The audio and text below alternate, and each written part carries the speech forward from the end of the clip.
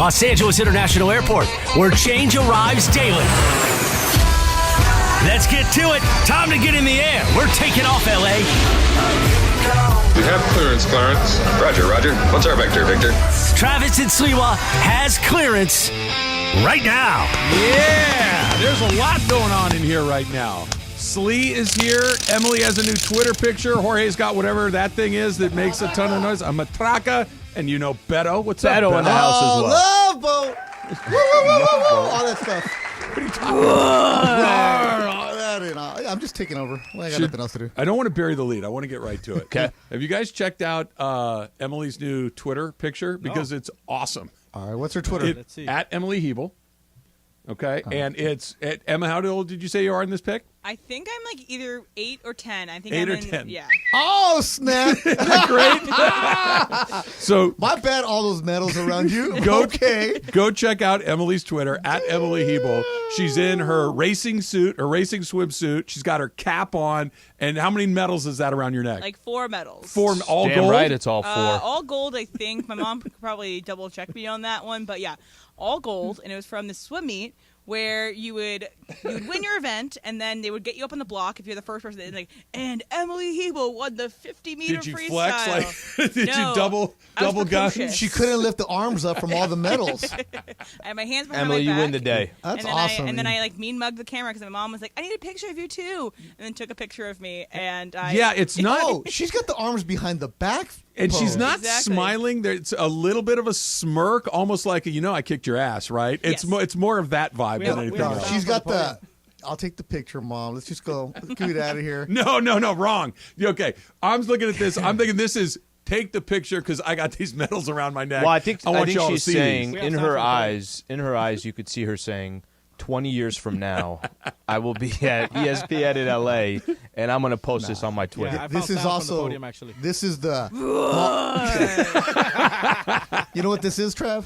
Mom, take the picture. There's commenters around here. Yeah, let's get out of this. Get out of Let's here. get it. Let's go Amateurs. and celebrate like winners do. What made you decide to post that? Okay, so I don't know. My photo that I had there before was older too, and That looked like maybe college. yeah, it was college, and Yeah. also it's like I don't know. I just hadn't updated it in a minute, and it's not like even sports related, the one that I had before, so I might as well just go back and do something funny. It's also my best friend's favorite picture of me of all time, and it's also one of my favorite pictures of me of all time because I'm not like the peak of athletic excellence in the picture. I'm a little chubby. I have like a little and I You're was chubby short. because of all the medals. Oh, you know what I just noticed? course. You still Balling got out the there. goggles on the top of your head. Yes, and it's not like I just got out of the pool there because I'm not wet anymore. It's just I just was ready to You go. would at all peacock it around the pool deck, wouldn't you? Yeah, of course. This was actually at home. She woke up and said, I'm going to throw all these on and take this photo. Now I kind of want all of us to put Twitter pictures from when we were 10 years old on there. Honestly, it could Yeah, be fun. I'm going to do it. I don't. Oh, well, you were a stud. You were 6'2" when you were 10. I'm reaching out to my. So I was listening to it was Mason on and Ireland yesterday. the oldest camera of all time, right? Well,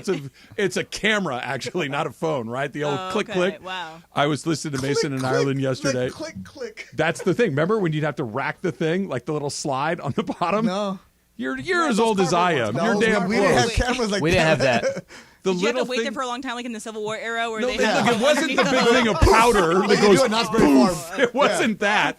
No, the little thing on the side of the camera where you'd click the camera and then you have to go click. You have to wind click. it. You have to Yes. wind Oh, it. yeah, Oh, yeah. the blind. yeah. I thought you meant Yeah. like those bulbs. No. Well, Flash. we did have you have to turn it. Yeah. Quarter turn. You take one picture, you have to wait for a half hour for the next And you're setup, blind. and then you take the second picture. Yeah. I'm not Abraham Lincoln. You sure? You know. All right, I'm gonna text my mom right now and have her send me a picture when I was 10. You don't have any? Not at home. I don't have Not any. on you? home. Not on your phone? No. Oh, I got plenty on my You phone. have, when you were a kid? Absolutely. Because No, remember why? when Throwback Thursday was happening on it? Oh, you don't Yeah. remember that. So you would have a bunch of pictures on your little phone. baby Beto. I was a stud, man. Are they still doing that, Throwback Thursday, or is that that's over? Okay, That's so over. my generation is not, and I don't think my generation Nah, is really it's ever done now. into it. But Yeah. yeah. It's done now, but I have a bunch of pictures there. All my because I was the first one born in the United States, so there's a bunch of pictures of me here. Aw. The older kids, they got lost at the farm, right? So there's an album of me. My mom hooked me up. Yeah, exactly. So I was listening to Mason and Ireland yesterday, and they were talking about the El Segundo Little League team. The kid that hit the home run, he's like 6'1". He's a Louis big Lope. kid. He's a big kid, right? 6'1". And they're like, well, who was 6'1" or 12? I'm like, Yeah. Me. Yeah, like, it happens. And, And then you never grow after that. I grew a little bit in two high more school, after that. but not a ton. Yeah. It was one of these, I was a little bit bigger, a lot bigger than a lot of the kids on the Little Yeah, League team. we It had a- happens. Let's not judge some, That's a early good thing to have. maturity. That's a good thing to No, have. because then you're thinking, like, that kid's going to be 6'8", and then... So, sometimes they are. Yeah. Sometimes they're 6'2". Yeah. You never know. Who was it? Wasn't it like AD that grew like 8 Yeah. or 9 inches in a High school. something like Dennis that? Rodman was like Rodman that. like that, too. Yeah. But no, in elementary, That's we had a that's friend named insane. Redwood. I don't even remember his name anymore. His name was Redwood, like the redwood tree. Yep. This kid was 6'2". To this day, he's probably 5'11" now. He's shrunk.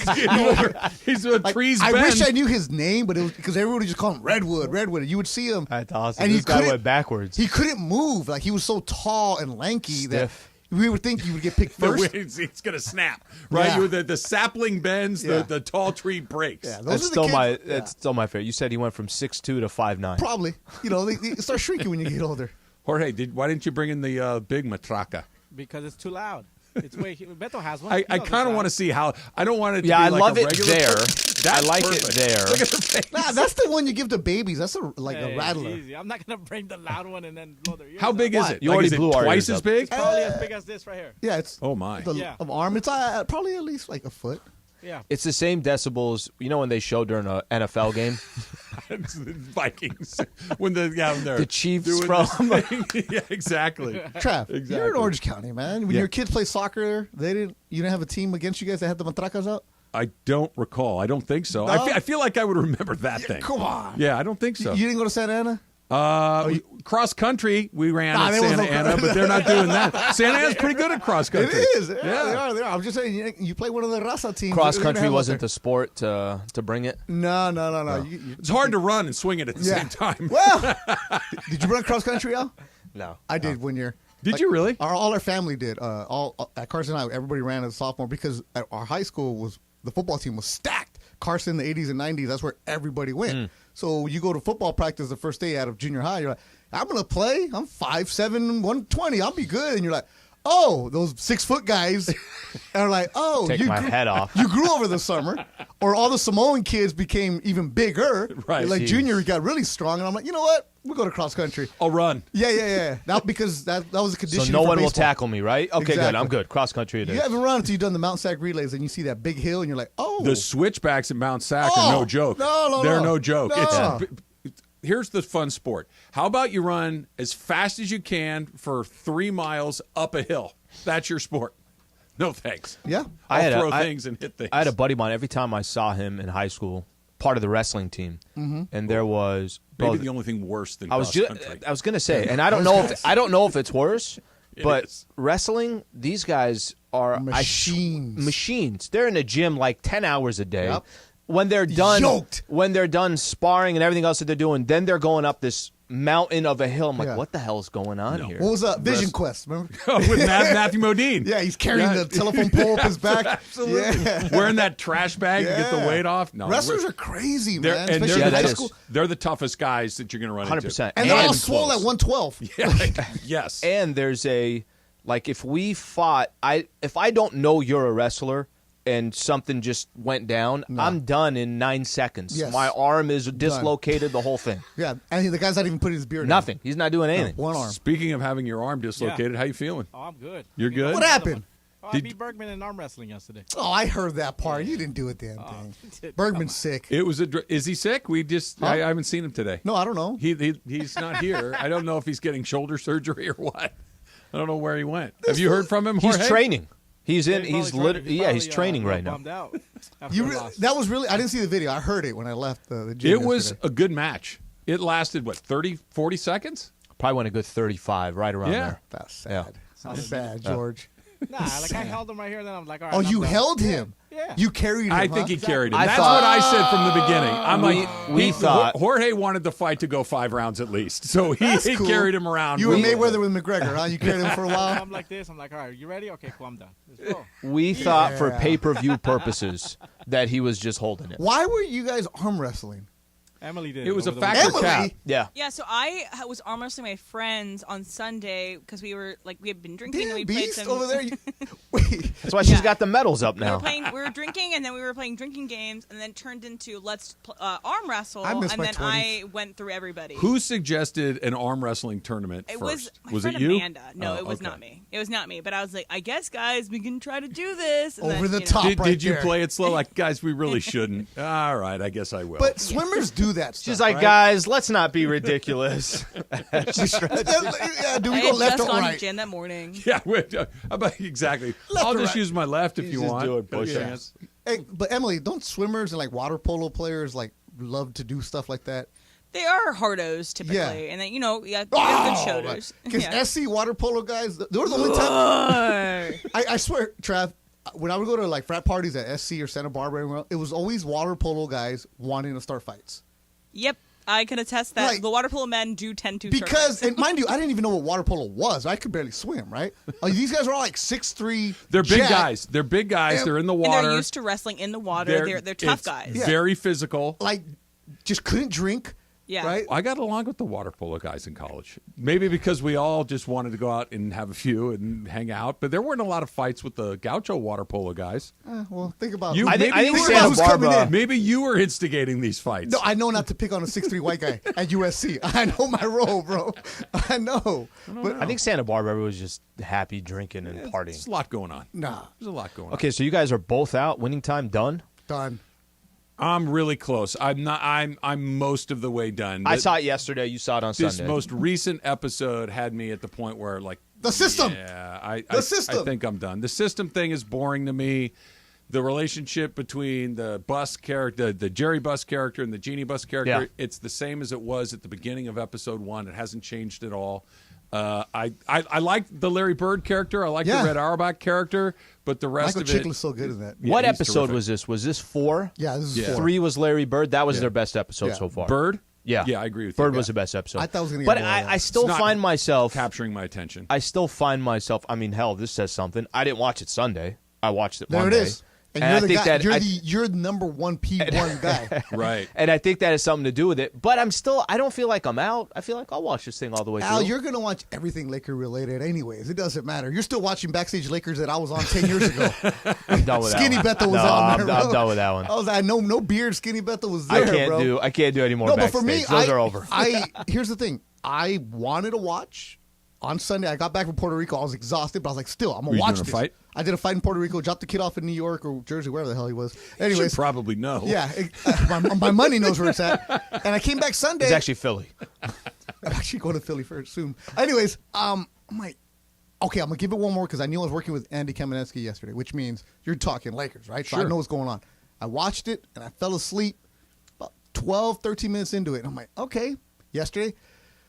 But I got tired of the Jason Segel character, Paul Westhead, where Yep. it's like the system. Okay, him and Pat Riley don't get along. Okay, we get it. Move it along. It's been dragging. I tried to watch it again last night. I was like, maybe I'm not tired. You know, it's only 9:15. I fell asleep again last night. Yeah, and I'm the guy who wants this. I The want to s- watch it. I want to know what's going The on. story isn't moving just fast dragging, enough. man. It's not moving. Like, we should have been done with Westhead a few episodes Yes. ago. We should have been on to whatever is coming next, whether it's the Lakers and the Celtics, whether it's the end of the Laker dynasty at the end of the 80s. Like, let's And You know, move this you know what thing I through. think the intention, and I don't know if their thought process, and we'll see what happens now, but I don't know if they thought, hey, we're going to get 5 seasons out of this, whatever it is, right? Whatever the number They're is. only getting 2 out of it. That they're slowing down everything to drag on more. You know what I'm saying? That you just said that they should be almost done with the We should be 80s at era. Michael Thompson by now. Yes, we should definitely be to Worthy and Byron Scott. And I mean, we got it. Instead, we're like I'm getting 12 games into the. We've had 10 episodes with Mark Landsberger, And I get- we're good. We've had let's too go much forward. Norm Nixon. Yeah, I Yeah, a get lot of Norm Norm, Nixon was too. a big role, but it wasn't that big of a role. And who's his honey? Oh, Jerry Buss's fiance now. I Yeah, guess. that what it fiance. is? Yeah, fiance. Yeah. Oh, all right. Let's. Yeah. I'm going to watch another one. I'm not officially punting on it yet, but I'm calling the punt team on. You the need field. some action in the next. Yeah. You But need you some notice action in we're the in next punt episode. formation. But you know, if you go on the app, it's not there. What do you mean? You have to look for it. It's on Chat. mine. No, you have to look. When for I it. go to the app on Sunday, right, when I pull it up on my TV, I think he's saying on it's his front and I'm center. It is on mine. Maybe it's just the not algorithm. front and not Max front is and also center trying for to me push too. like their Discover stuff too. Like Max is a mess. So I'm not going to blame this on they're trying to bury winning time, but Max is a mess. I get a lot of Hard Knocks. Yeah, it's not all on the the Knocks is time. front. there, too. It's not on the front for me. How to John Wilson, telemarketers, Yeah, because actually Hard Knocks was one of the Telemarketers most was watched good. things this past month. The Nielsen numbers Flash, came out. BS High. BS High. We got to talk about that. I at some saw point. that on the plane. Yeah. I'd rather Any watch good? that than Winning Time. Yeah. You talk about delusional. Bishop Sycamore. That guy should work here. It's fascinating because at the time you're like, wait, what do you mean it's not a real place? What do you Yeah. mean there's not a school? What do you mean these guys are 20? There's some things that got left out too. There always is. Oh, IMG is not that clean. There always is. Yeah. Well, there's our winning time. There's our take. Emily, you haven't gotten to the most recent episode yet, So right? I've tried to watch it and fallen asleep both she's out times, too? but Wow. in bad See? situations. Everybody's out. But here's the no, thing, I'm though. not out. I just turned it on at a bad time. And Emily doesn't quit. Like No. she doesn't when she starts. Have you ever punted in the middle of a series? I punted in middles of series. I punted during the Idol because that was Well, a piece of crap. so did HBO. Yeah. they pulled the plug on that one There's as plenty well. of times I have quit. I just can't remember right now. Winning Times become background noise now when I watch. Like I'm doing something else. Like Righteous Gemstones, I was all about it. I could have missed I that. love that Yeah. show. Could it just have been? Redeemer. It was the last season, the first season. There was a lot of hype behind it. It was something different. You had people, actual Jerry West, guys like that, upset at the show. It could have just caught I also think that was right here. at the right time. You know what I I mean? think that domestically, across everybody watching Winning Time, it was big in LA maybe, but there was not the general viewership of And HBO watching that. It's also the summer, and you're showing this right now. But it's the summer, and but- you should capitalize because there's nothing else coming out right But now. the rules of that are different than they used to be. Yeah, the, they the are. rules of when you put something on. But the I'm not fall really thinking premieres and all that basketball stuff. right now. No, but if it's good, it's good, right? If And it it's not if it good. grabs people's attention, it grabs people's attention. Yep. And this one feels like it. Last year, I felt like it did. This one, not so much. No wonder they're asking You're me just to mad 'cause please of- watch so we can have a third season. Yeah. Yeah, They're- it's Well, they haven't. Anyways, Yeah. You're just upset because of Zastro. well, we haven't seen him in a season. But quite frankly, Yeah. that component of it, Magic's appetites, for Sure. lack of a better Yeah. word, are chronicled pretty extensively. It's like, okay, let's go. Let's move to the We get next it. thing. We get it. We get it. yeah. We get it. Stop talking to your knee. Let's go. That was the beginning of, wait, what are we doing here? All right, Matthew Stafford and Kelly Stafford say that they got a problem with I'm outta here. Forget communicating with this. their guys. I'm gonna get fired for saying something. Uh-oh, then definitely stay.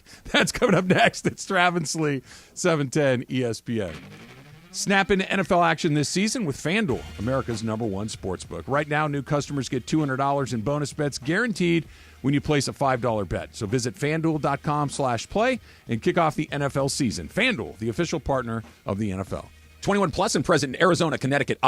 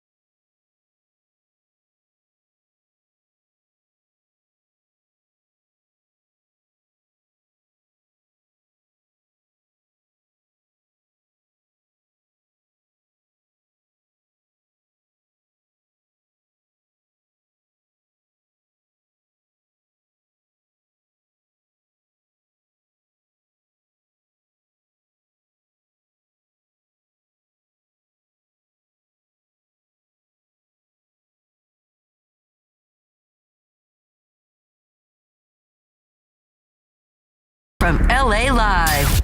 Travis and Sliwa on 710 ESPN.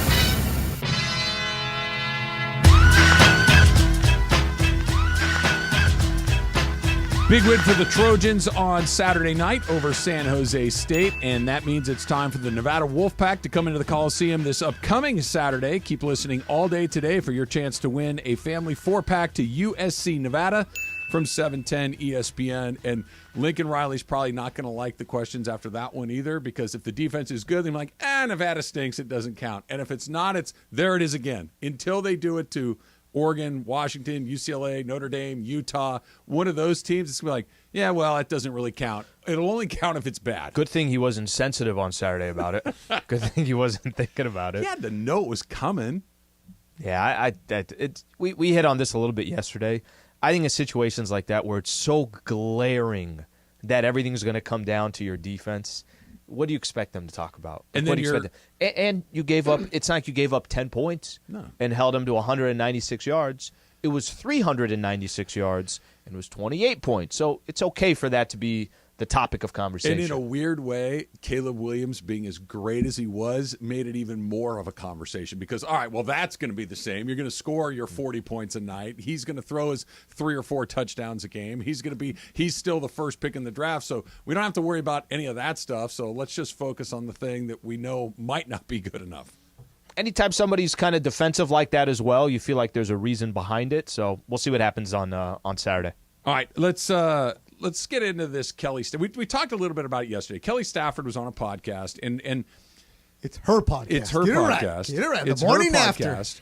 And she was talking about how her husband, Matthew Stafford, is having trouble connecting with his teammates. Mm-hmm. That he's from a generation where they would hang out after games. She talked about how play ping pong. What world is this? She was talking about how the Lions would put together little events where everybody would go out, or there'd be dinners that people would come over and hang out and talk and just get to know each other and socialize. Yeah. And how'd that work out for them over there? Right.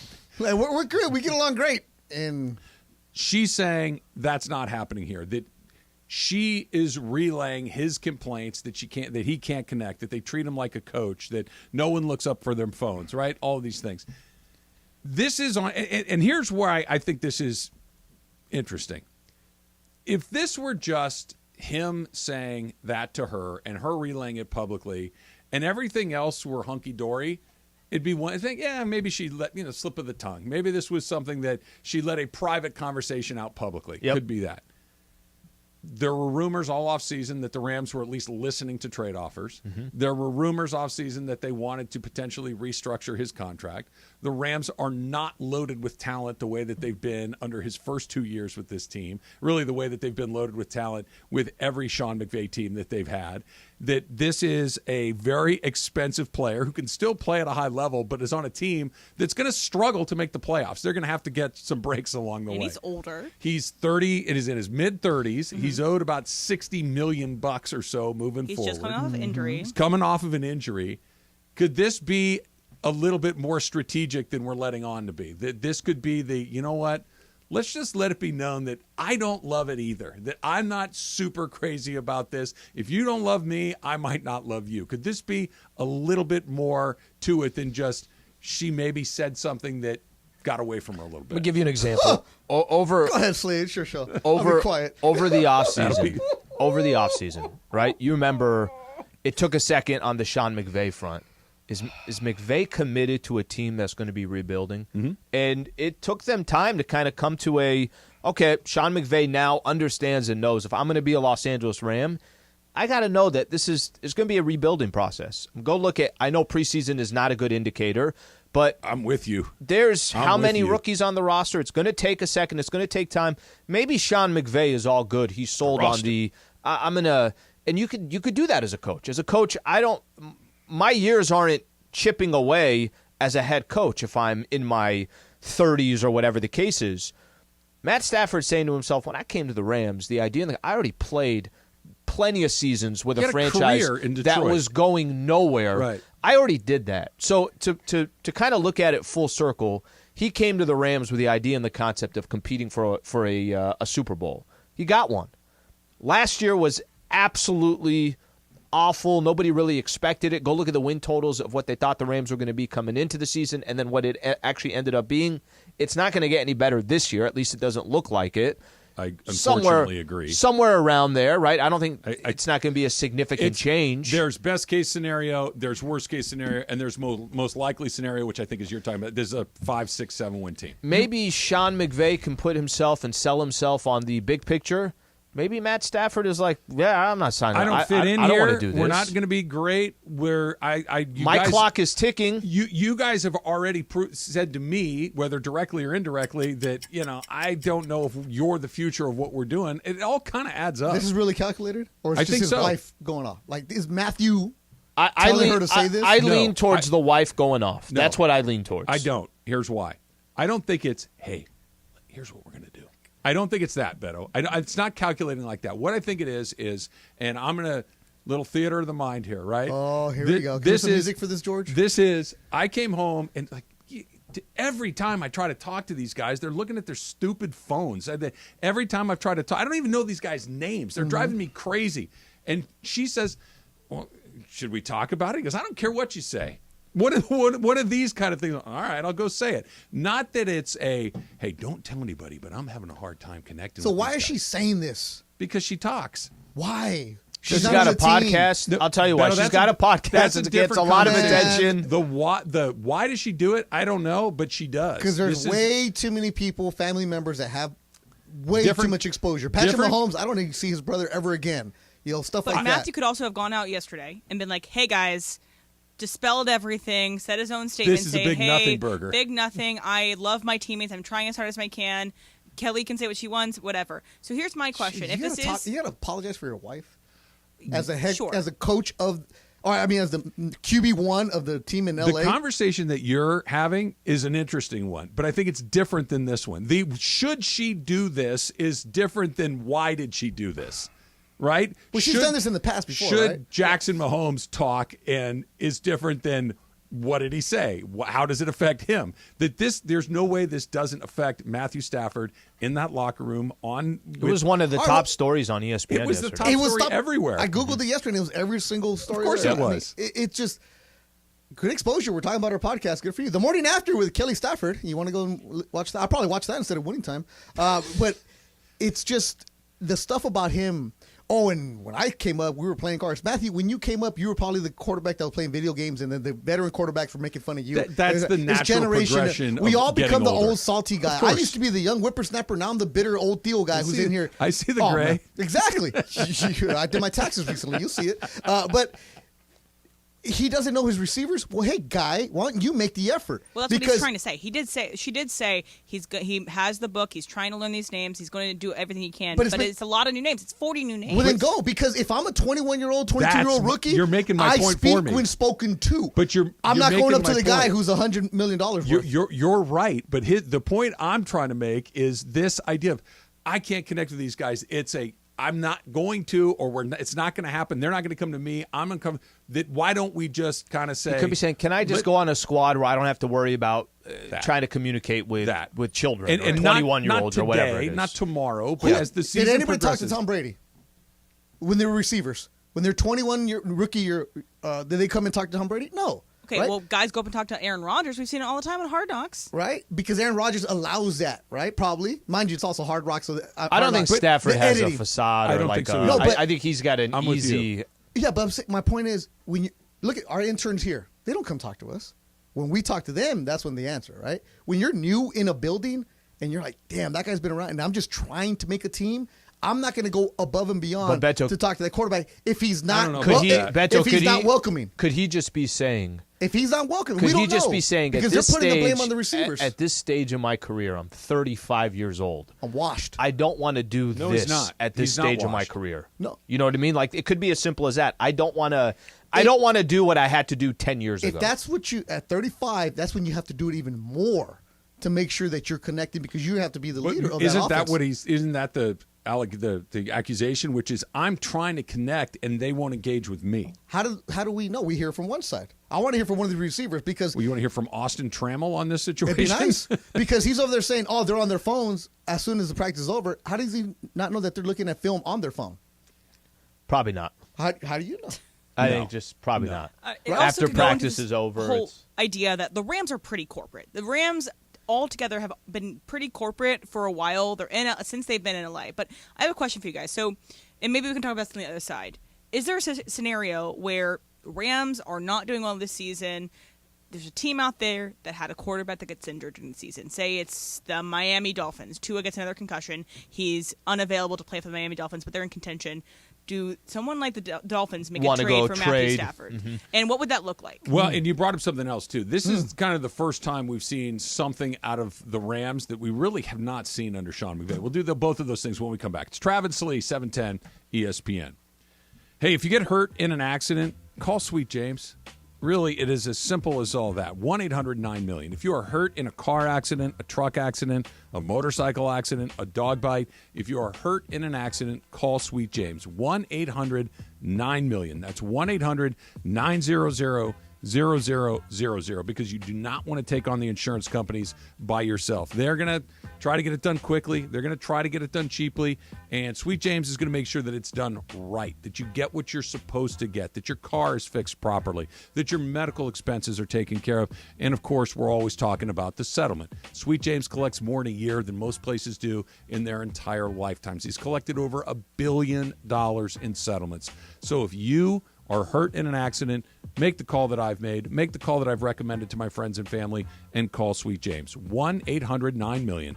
That's 1-800-900-0000 and sweetjames.com.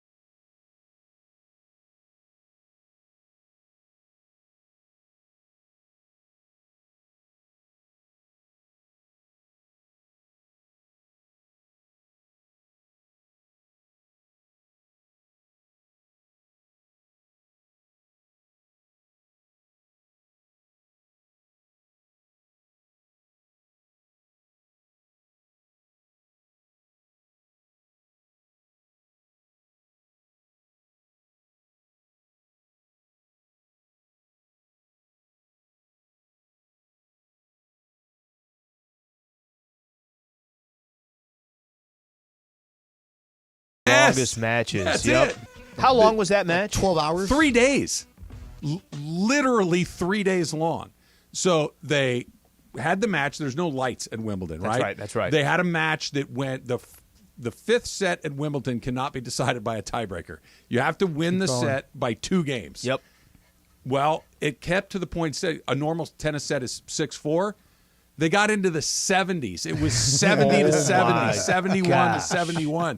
And they ran out of daylight, so they sent everybody home and said, come back the next day. Started again. It started to play again. Started raining. They sent everybody home. They had to come back for a third day. Yep. So 11 hours, lasted- 5 minutes technically. Yeah, I was going to say it only lasted 665 minutes. right. Yep. 70 to 183 68 games. is a match. That would be, look, John Isner's not going to be remembered like John McEnroe or Pete Sampras. Yep. But he's going to be remembered for being 6'10" and playing a 70-some-hour match. He also served one at 157 miles an hour one time. Crazy. That's stupid. Look at you with a tennis update. I saw What's going to him- happen? Soccer next? He just retired. Messi's coming to town. That's my All soccer right, update. he's got it. He's got Is it he going down. to play? What else do you want to know? Can Who you are you? What happened imagine? to you? I got. What else do you want to know? Can you imagine if he didn't play? You just said, is he going to play? I didn't say he's going to play. I said he's coming to Hey, town. would you be? Jorge knows he might not play, man. He might not play because it's a FIFA week. There's a FIFA week. There's a lot of Yep. stuff going on in Argentina. If you got tickets right now, sell. This guy. Oh, I'm dead serious. He might Oh, only you play gotta one play. half. That's He- okay. Imagine if he plays one half. That's You know, okay. in Play New one York- half. So Play I one was half. I was in Jersey when he played last week, and he only played 10 minutes. There were people. he scored too, right? Yep, but there was people who sold that ticket, and it covers their season tickets for this year Well, that's- and next. Of course. That But sell, baby, That's sell. what Rams fans have done and that's why the Cowboys or the 49ers have so many fans in the building because I can sell you my 4 Rams tickets for the 49er game and pay for everything else. Absolutely. I get I it. think that's what Red Sox fans did when the Dodgers were in town. They took over. I know. That was impressive. Very impressive. By the way, how'd you like to be a Red Sox fan and see Mookie come in there, go 11 for, whatever it was, 20? I tried. Ask Tyler Woodman. He's a big old Sox fan. I'm not kidding when I say this. I tried over the weekend just truly understanding why they traded Mookie. Like, okay, hey, a couple years have gone by. I'm sure there's some good justification. There's nothing. There's only thing out there is just everybody's still incredibly bitter.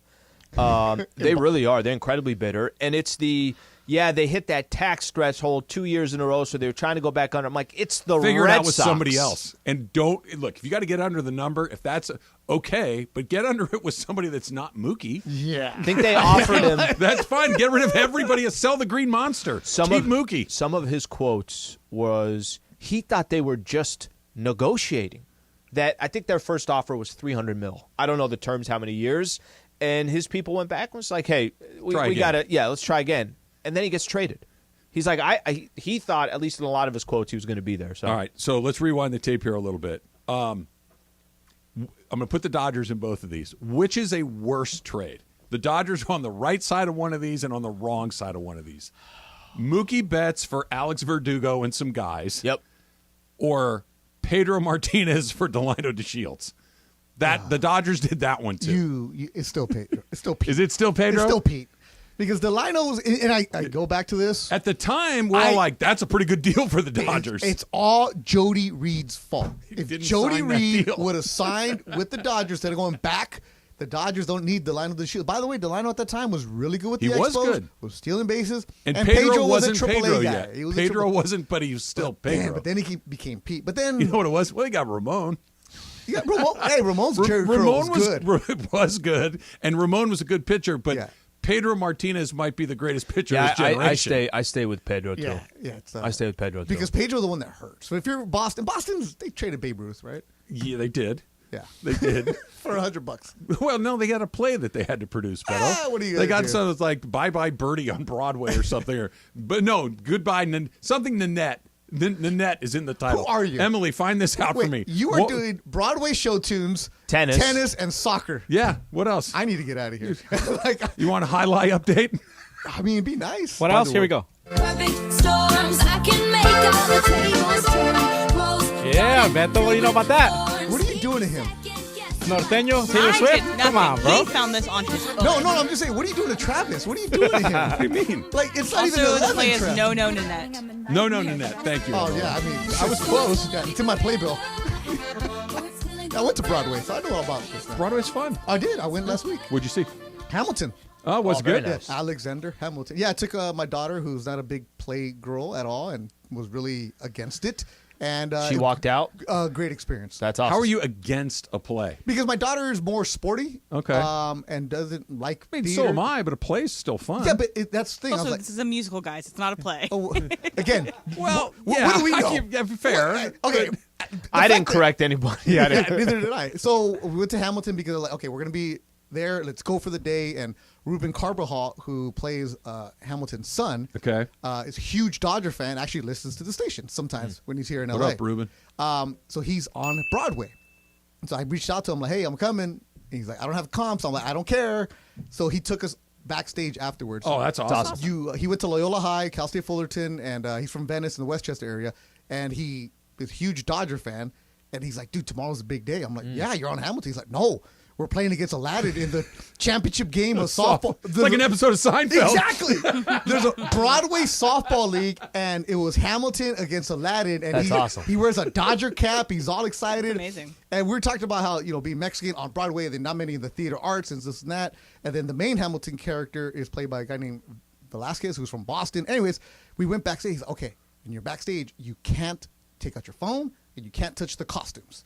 Okay. I'm like, okay. I'm like, just keep on walking. So we went back there. You see all the costumes. It's cool. That's when my daughter was like, oh, Dad, you actually are cool. You know people. Because we were on the stage. That's a good moment, isn't it? Yeah, we're on the stage. Yeah. She was like, I'm like, hey, take a picture. She's like, okay. She did like Emily, like, okay, I'll take my picture right now. No, So- Emily was at And then we went to the shoulders Yankee back. game afterwards. And then went to the Yankee game for $6. Oh my gosh. Little bit of both. Yankee game was $6. Hamilton was like her college tuition, but Yankee game was $6 to get in. Is that She'll your first remember time Hamilton at longer Yankee than Stadium? the Yankee game. This at the, new at the new Yankee newer? Stadium, the first time. And, like, she's not a big baseball fan, but you got to go because you can say course. you rode the subway to the Bronx. you know? 100%. Absolutely. You got to do that. That's an Exactly. experience Yeah. of a lifetime. All right, so unfortunately, we cannot ask Austin Trammell about how he feels about Matthew Stafford because he has been waived. Yeah. The full waive. Now we can includes ask him. includes Let's go. Tanner Brown, so the kicker, has Gone, been waived. of course. And also terminated vested veteran includes Brett Rippon. So the only That's a quarterback surprise. left is Stetson Bennett. Stetson Bennett. That's a So- surprise. and I thought Dresser he'd Wynn make has been it. waived as well. So it's just Stetson Bennett and Matthew Stafford. Will right now. Greer or somebody Really? Will Greer like is likely headed this way. They cannot. If Stetson Bennett had to play in an NFL game right now, he'd get no. devoured. Oh, no. Absolutely devoured. Got devoured in preseason. So they keep two quarterbacks. Well, yeah. I mean, but especially now you can carry that third one. It doesn't count against your roster. They got kind of that swing rule that they can use right now. But Bennett did not look well. Interesting. You said you dropped off your son at school. Yeah. Right? I have a lot of questions about that. Yeah, it was cool. Yesterday was his first official day. So he's at a school called Drew University, about 30 minutes outside of the city, right next to the Jets practice facility. Okay. Right by for George over here, the Red Bulls practice facility in Jersey. Yeah, New York Red Bulls. Yeah. Yeah, so it was cool. Emotional? No. No. You know what it was? Because it was too many damn people in the dorm room. Oh, okay. Some of these parents need to cut the cord. Like, you bring the Or boxes did you up. just throw him deuces and walk out the Pretty door? much. I was like, I looked at his grandparents. I was like, hey, you guys want to go eat? Because there's so many people in the dorm. I'm like, let the kid do his own bed. Like, not me, but like some of the other ones. Like, this is what we work for, right? To make them independent. And then I realized because of sports, this is why playing sports is really important. You learn how to go away. You learn how to work with other people. You learn how to deal with strangers. Some of these kids You cried were just at some like, point. I paid the tuition. Well, okay, that's some point. That was the That's some point. Yeah. The 10th annual SoCal he cried Hyundai. logging into the account. Oh man. The SoCal or the 10th annual SoCal Hyundai ESPN LA Golf Classic, presented by Coors Light and Hollywood Park Casino, is next Friday at Black Gold Golf Club in Yorba Linda. Special thanks to our partners, Valvoline Instant Oil Change, home of the 15-minute drive-through oil change. Visit SoCalOilChange.com for locations and to score game-winning coupons off of your next Valvoline Instant Oil Change. Hey, Foo, did you see coming up next? All right, Sierra Subaru of Monrovia. I've got a chance the last 4 months to drive a few different models there from Sierra Subaru Monrovia. What a great brand. What a great product. 2023 Outback, I've taken that out. The 2023 Subaru Ascent, which, by the way, beautiful SUV. Up to 8 passengers. And just most recently, I took the 2023 all-electric Solterra on some of those summer adventures rolling around Southern California. All-wheel drive, beautiful interior, super smooth ride. Perfect for any road trip that you got going on. Perfect for your everyday. At Sierra Subaru Monrovia, it's not just about selling cars. I can't tell you how important it is for them to do stuff within the local community. This month, they're working with Little Angel service dogs all month long. In August, obviously coming to a close. They'll be doing something else in September. They had different programs going on in July. I'm just going to encourage people to go to the website. If you want to be a part of what they're doing or you have interest in that Subaru brand, there's only one place to go to. It's Sierra Subaru Monrovia. Visit SierraSubaru.com. That's SierraSubaru.com.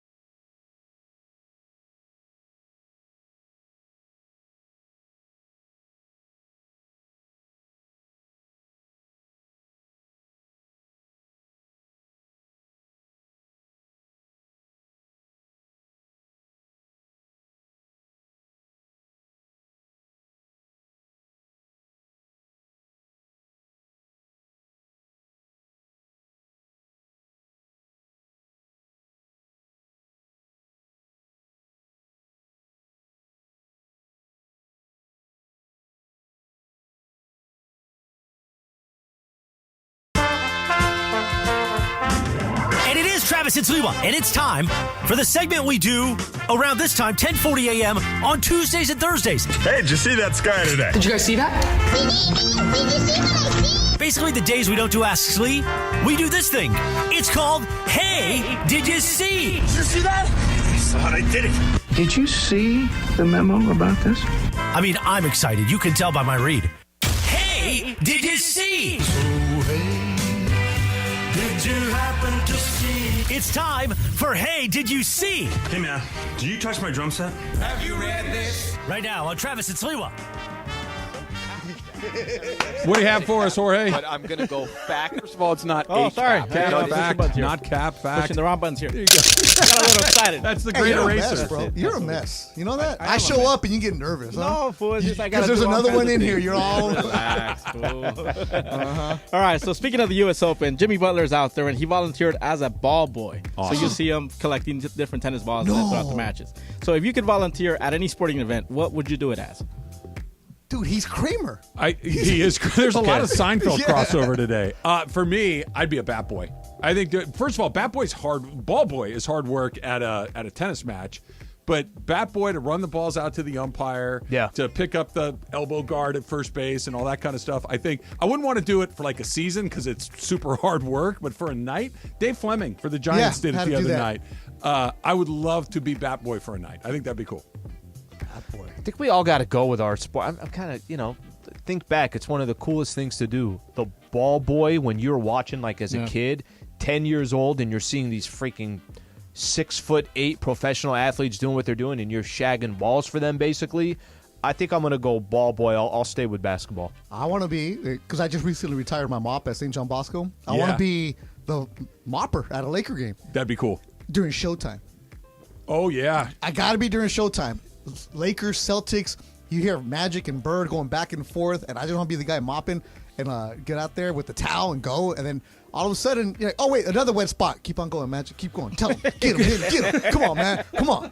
Forget you, Bird. Beto's following Magic up the court. He's I got him, bro. Yeah. Every step. And if Larry's like, oh, there's a wet spot here. No, it's not. It's good. It's good, Bird. You know what would be an interesting one?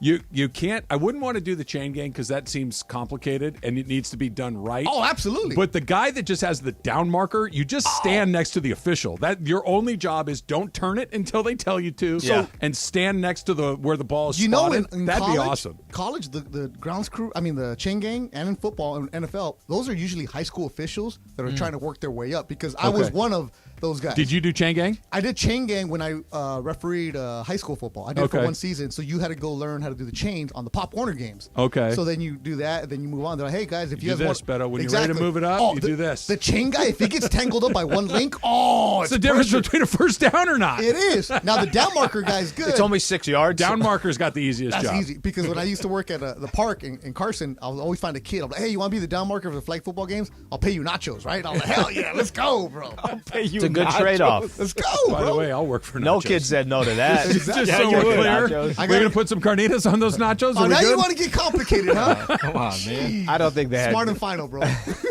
Emily? Still do it. I think that I would want to be the water girl on the side of a football, like an NFL game, because I'm not close enough to the edge that I might get hit by steamrolled by a player. Exactly. But I want to be like up in the bench area so I can hear the conversations and stuff that they have, like what's actually being said on those benches when Brady. Why won't Matthew Stafford talk to me? And tablet. That's what I want. That's it. We're all a bunch of chismosos right here. A bunch of gossipers. We just want to know what's going on.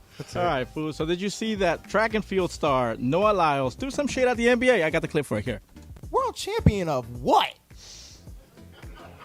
The United States? You know, the thing that hurts me the most is that I have to watch the NBA Finals and they have world champion on their head. World champion of what? United States? Don't get me wrong. I love the U.S. at times, but that ain't the world. That is not the world. We are the world. We have almost. All right, so you guys get the point. He's throwing the shade at the fact that they call it a world championship. Do you guys agree they should change the name to not the world champion Lakers or the world champion Rams? Why do they call it the world champion whatever? Well, I think it varies by sport. In the NFL, you can call yourself the world champion. There's not a group of Yeah. football players out there that are better than you. Well, that Italian league is pretty strong. The baseball and the basketball and things like that, you could make a case that you're not the world champion. There's a scenario where a Japanese team could beat the Dodgers. Probably not a bunch, but could it happen? Yeah.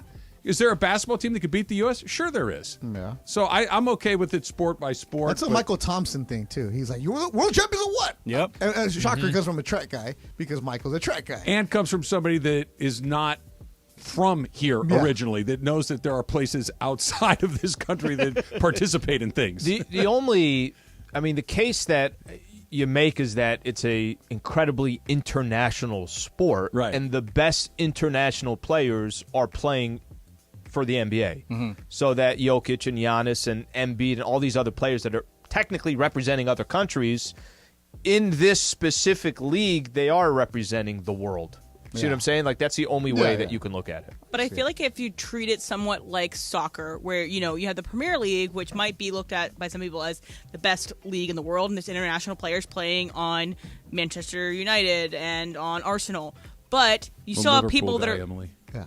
West Ham over here. Is that a team? Yeah. You'll never walk alone, Trav. Throw Liverpool in there, still a couple. But the winner of the English Premier League can't say that they're the world champions because then you play in the UEFA Champions League and then you figure it out there. So I understand that distinction. I love how Travis between is nodding his head like, yep, But I think if we had some sort of like UEFA Champions League version of basketball where, again, it might be the Denver Nuggets come out of the NBA and you go play the best team in Italy. And again, you probably steamroll them. But that's still interesting. I mean, best team in Spain. Real the best Madrid, team in Club World Cup, yeah. More of a Barcelona guy. Barcelona guy, yeah. Okay, yeah. That's what they should do for their... Name two players. Well, now that Messi is gone, it's very different. It's very different. And Ronaldinho is still there, so, there's... Maradona's going to make a deal for Juventus, watch. I don't know if that's going to go through. Well done. Well done. There's a couple stipulations are holding it back. It's a hang up. They're negotiating. Al, will we take him down to Boca? Right? Boca Raton? Yes. No. Right, man. Come on. Boca Juniors, Argentina. Oh, yeah, that's the other one. Oh, yeah, the other one. I like to think of those. Yeah, Boca Raton, they have an upcoming program right now. They do. Yeah, They're on the come. I think that's how they say it. I think that's absolutely how they say it. You guys are fun. I gotta go to work. See you guys. All right. Dodgers made their 35th comeback win from behind. That was a terrible sentence. Dodgers won from behind last night. Doesn't matter. It's coming up. It's Travis Lee, 710 ESPN.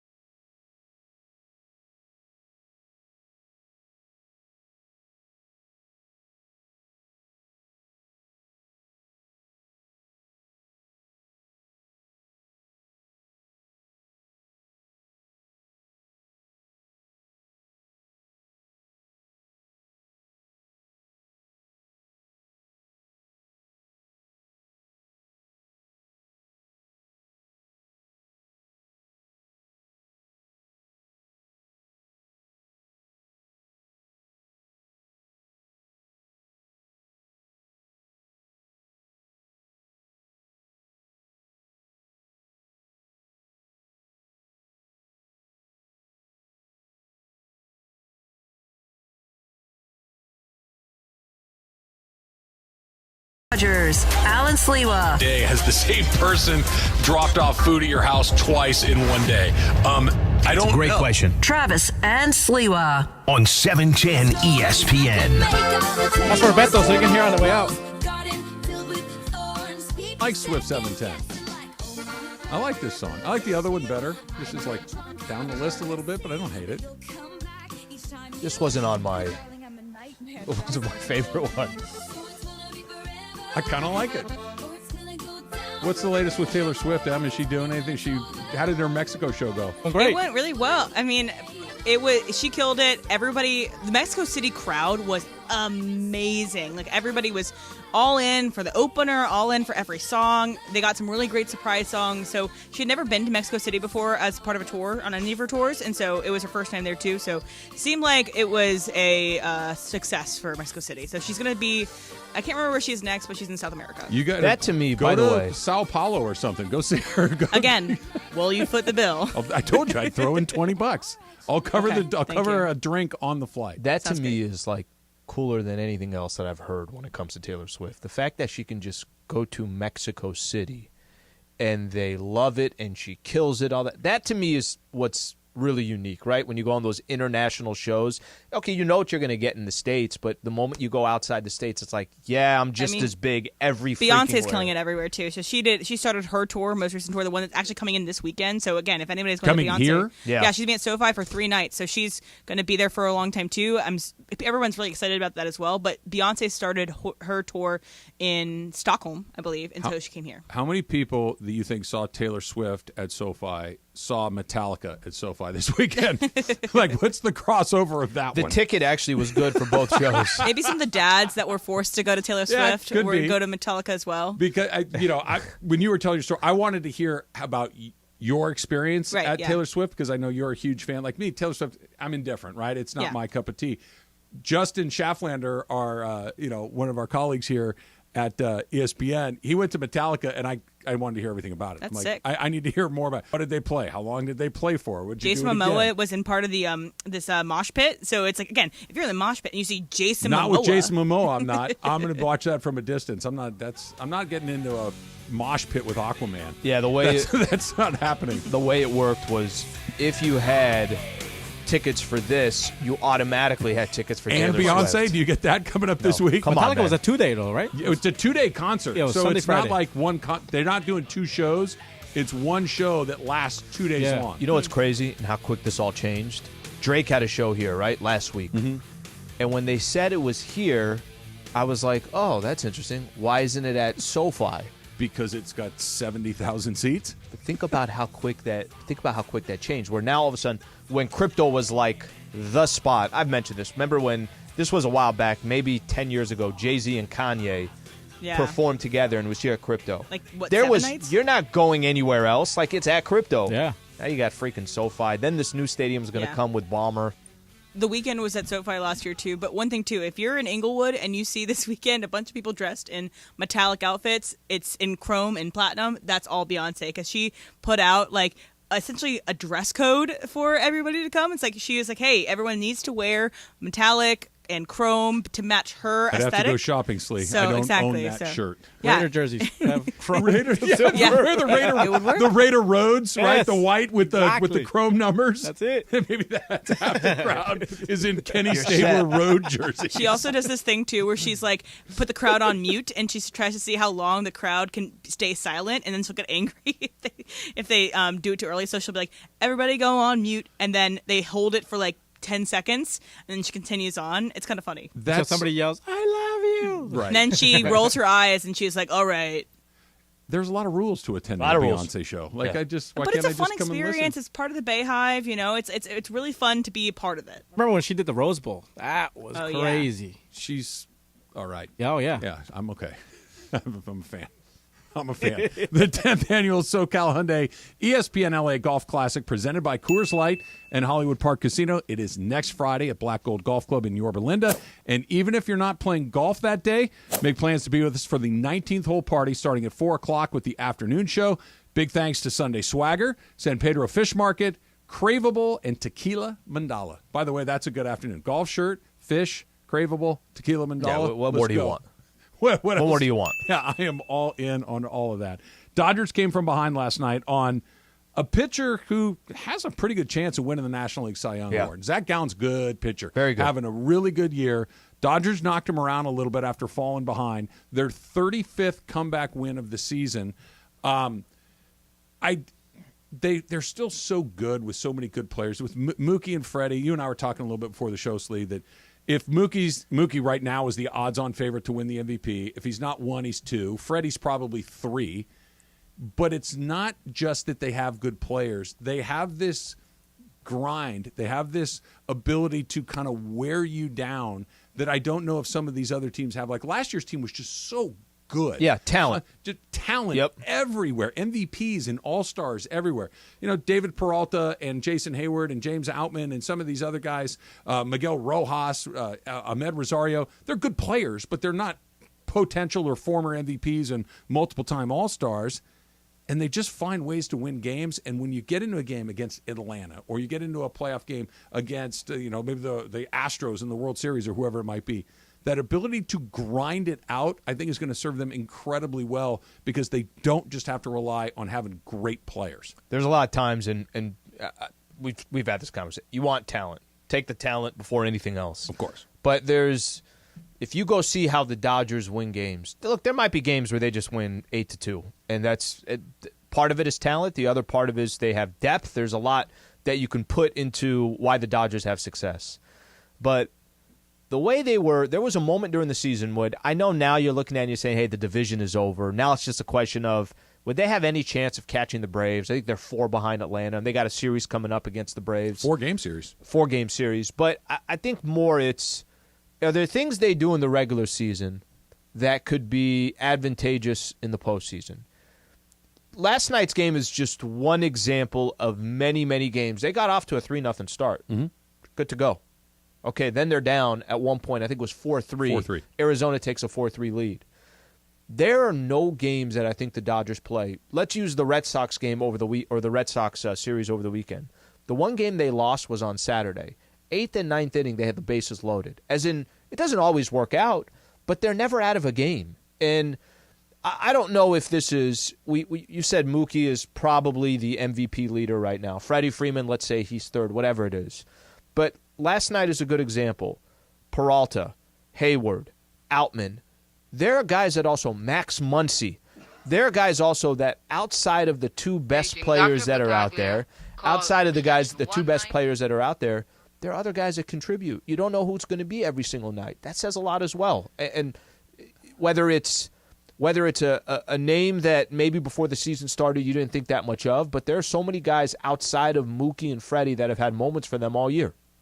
I want to go back to the Padres last year, and Dodgers won the first game, but it went from, hey, they're going to blow them out. I think it was 5-0 at one point. Ended up winning 5-3. And some traffic on It's like, okay, we got out of there. And then from that point forward, every time the Dodgers were behind, it was this, oh, man, not again.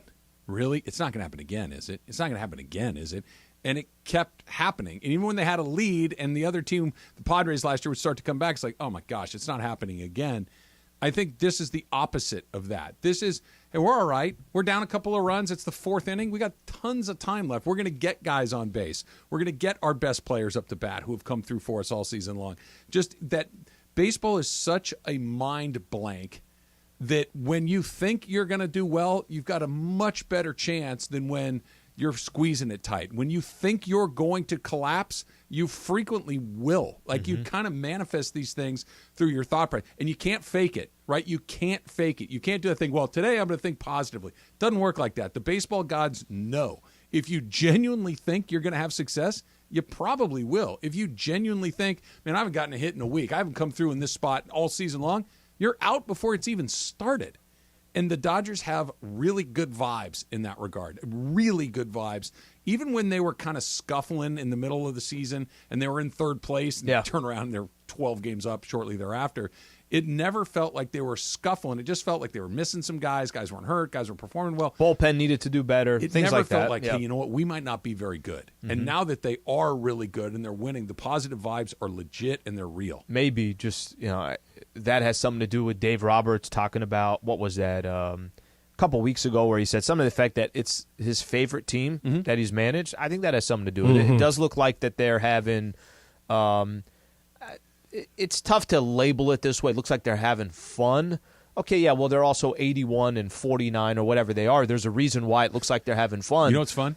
Winning's a lot of fun. But would you agree that there's also a vibe that comes No with doubt. the team? No doubt. And that vibe does seem a little bit different. Last year, where it felt like everything was so robotic, this just purely off talent. This seems like play small ball. We're never out of a game. There is kind of a different type of vibe. I feel like maybe it's less pressure, even though that pressure is going to grow as you get to the postseason. So I want to stop you right there because you brought up a word that I think is interesting: pressure. The Dodgers have not had a pressure-packed game since last season against the Padres. Right? I know that they've had some fun games and they've had some close games, but that the pressure of it all, really the things that add on top of it to make it just, hey, we want to win today, as opposed to a lot of people are watching. This is important for whatever reasons, externally there may be. I'm reaching here a little bit, but tell me if it's a total reach or if there's a kernel of truth here. That game that you mentioned on Saturday against the Red Sox, where they had the bases loaded a couple of times and couldn't, Julio gave up a big lead. Like the whole thing kind of crashed in on itself, which is something that doesn't happen to once them he very gets often. thrown out. Dave Roberts gets thrown out. So that's what I'm getting at. Mm-hmm. The umpire missed the call. It's a bad call. Yeah. The ball was low, but Max Muncy gets called out on a bad call, throws his bat, ends up getting into an argument with the umpire, ends up being ejected. Dave Roberts comes out to defend him. He has that F-bomb where he throws his arm in the air, which was funny, but it's national TV. It's the Red Sox. It's Fenway Park. It's the return of Mookie. It's all of these things that, hey, more people than usual are paying attention to this, and it didn't go our way, and the guys end up getting kicked out of the game. Something or nothing. Just a coincidence or just that little bit of extra something that's in the air made guys snap. That's why I think nothing. Okay. They, following that game where they had some chances to win, they followed up with 2 straight wins. The at Boston game against a team that's desperate to win to try to make one of those wild card spots. Arizona, same position too. Yep. So and last night winning again against a pitcher that could very well win the Cy Young or be one of the few candidates there.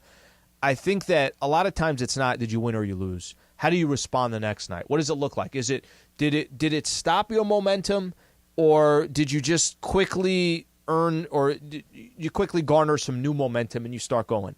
That's why I don't think it's anything. That the Dodgers, how many different times this year where you felt like, man, they probably shouldn't have won that game. They won that game. Or, okay, they lost this one. How are they going to respond? Oh, they'll win 4 out of 5 after that. So I don't think it really had much of an effect. Speaking of teams that are supposed to win games, the Padres don't. And I read something that I said, no, I can't be right. And then you go back and you look at it, and it was entirely right. I think we may have found the reason why they can't beat anybody this year and why they haven't had a good deal of success over the last several years. That's coming up next. It's Travis Lee, 710 ESPN. Hey, football's back, and I'm here to remind you that Vivid Seats has your back for all your ticket needs. Not only is Vivid Seats the official ticketing partner of ESPN, they have a 100% buyer guarantee, and they're the only ticket company that rewards you for buying. This football season, catch every pass, every tackle, and every heart-pounding play live and in person. To get great deals on great seats, their app or visit vividseats.com today. Vivid Seats. Experience it live.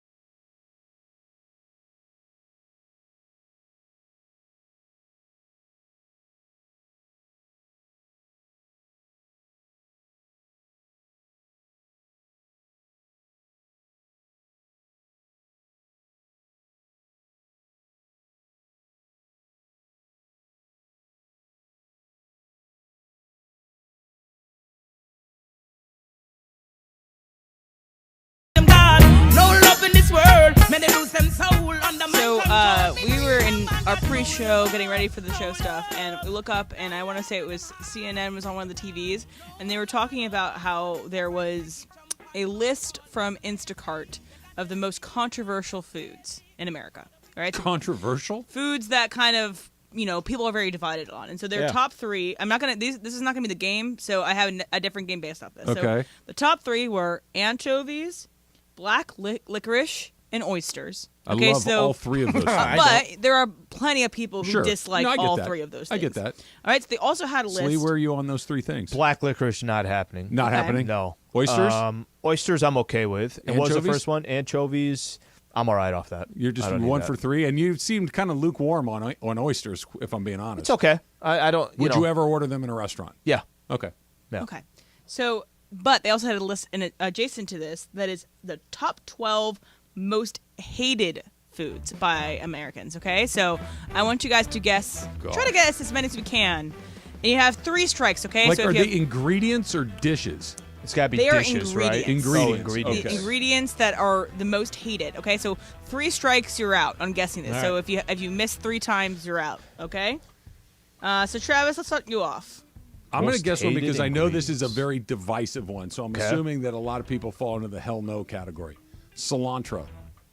Yes, that is on the list. It is number 9. All right, That should so not be on cilantro's off the anybody's list. So I love it, but people, there's a genetic thing or something where Okay. cilantro tastes like soap to some people. Wow. So delicious. I mean, if we had for sure. All right, cilantro Al. and onion, a little lime. 12 here. Let's go. Yeah. Throw some out if you got another one. I don't know. Try to get 12 here. All right, Jorge, let's go to you. All right, Al will come back to you. I'll go sardines. Sardines are not on the list. That is 1 strike One for strike for Jorge. me. Jeez. All right, Trav. All right, so I'm trying to go through the list here in my head of things that people are like hard pass on. Oh boy, I think I got one. What do you Okay, got? This is just because some people hate spice.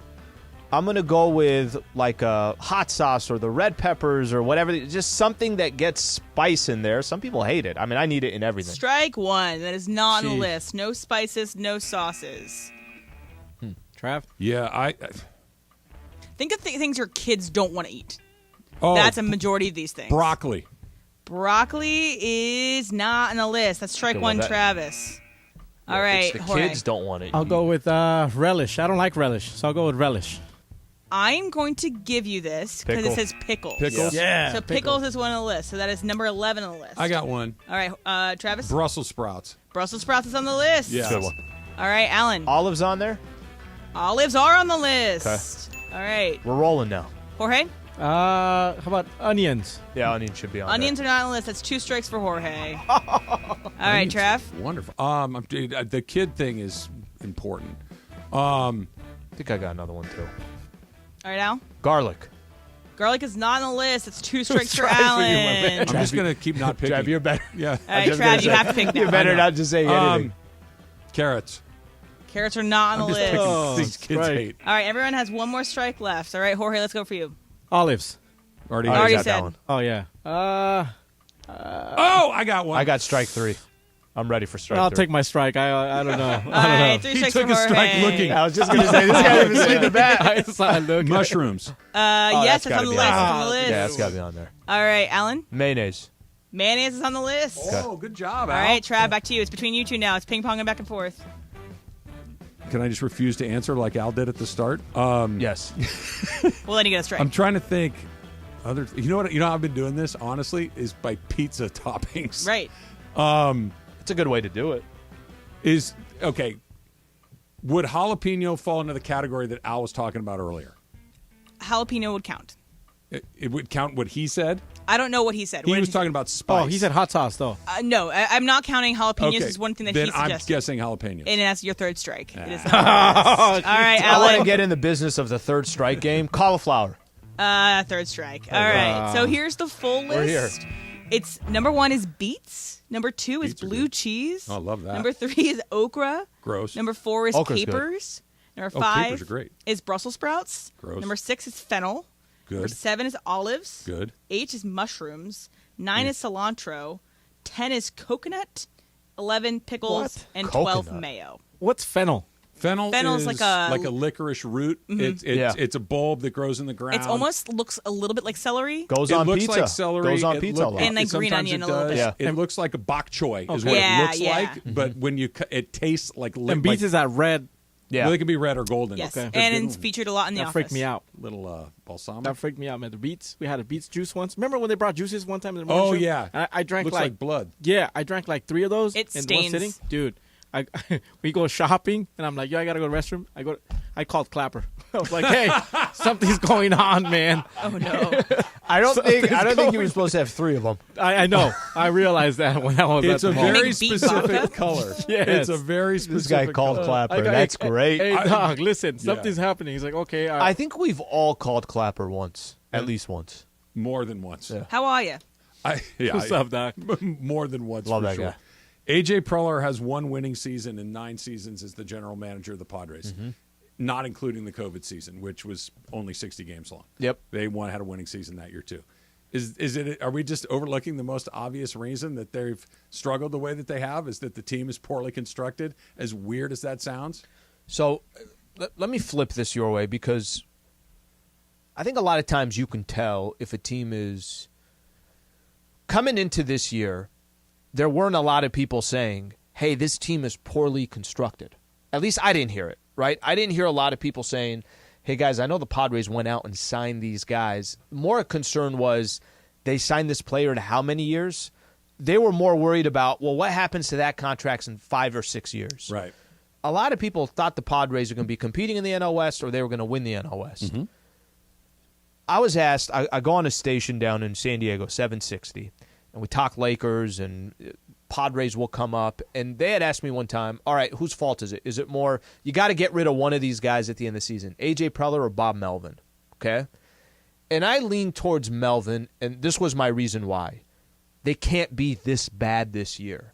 That if, let's say you were out in the first round and things didn't work out, just go look at the roster. There's too many good players out there that you can't say, well, no, it's not Bob Melvin's fault because they don't have enough good players. They have the talent. The Preller piece of it, how about this? 2015 when he came into 2023. Okay. This is the NL West. Padres finished 18 games back. 23, 33, 25, 36. 6 when it was only 60 games. 28, So 20, you extrapolate 6 by 60 games. By the way, it's 18. right? It's, You're playing a third of the season. So let's call it 18, 28, 22, and 20. That's not the manager, because they've had different managers. They've had every different season. managers. They've had a lot of different managers. They've had a lot of different players. That's the stat that I'm like, wait a minute. How are you that far back every single – and listen – The Dodgers don't help that. I was going to say, maybe that could be one of those, hey, if you're in any other division, that 33 gamer is probably 15. That 18 gamer is probably 7. That it doesn't help that you're playing in the same division as the Dodgers. Wins 105 games every year. But you're also not talking about sustained success, right? That definitely does not go along the lines of the Padres. This is why I think the Preller thing is interesting, because when it's been bad for a long time, and it's bad again, and I agree with what you're saying. No one was expecting it to be bad this year, but the fact of the matter is, it is. Mm-hmm. It didn't work. That it's working as poorly as it is a surprise, but there was a way you could look at this and say, this doesn't work. You can't just go buy guys. Too top heavy, not enough depth. Doesn't work. Like in almost any sport, when you just say, well, I'll take you, it doesn't work very often. What's the through line for all those teams? It's not the manager. Some of the players have been there for a good chunk of it, but not all of them. No. The ownership has changed in some of this stuff. So what's the through line? It's A.J. Preller. Yeah. And at some point, that's a hard argument to overcome. They're spending money.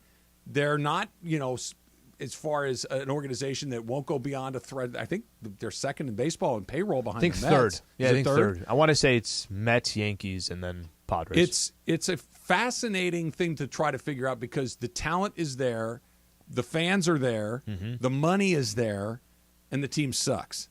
It's at some point somebody's responsible for this, and he's the only one that's been there for all of it. Well, listen, at the end of the day, too, and I think we know this in every sport, it's not like he hasn't got a runway.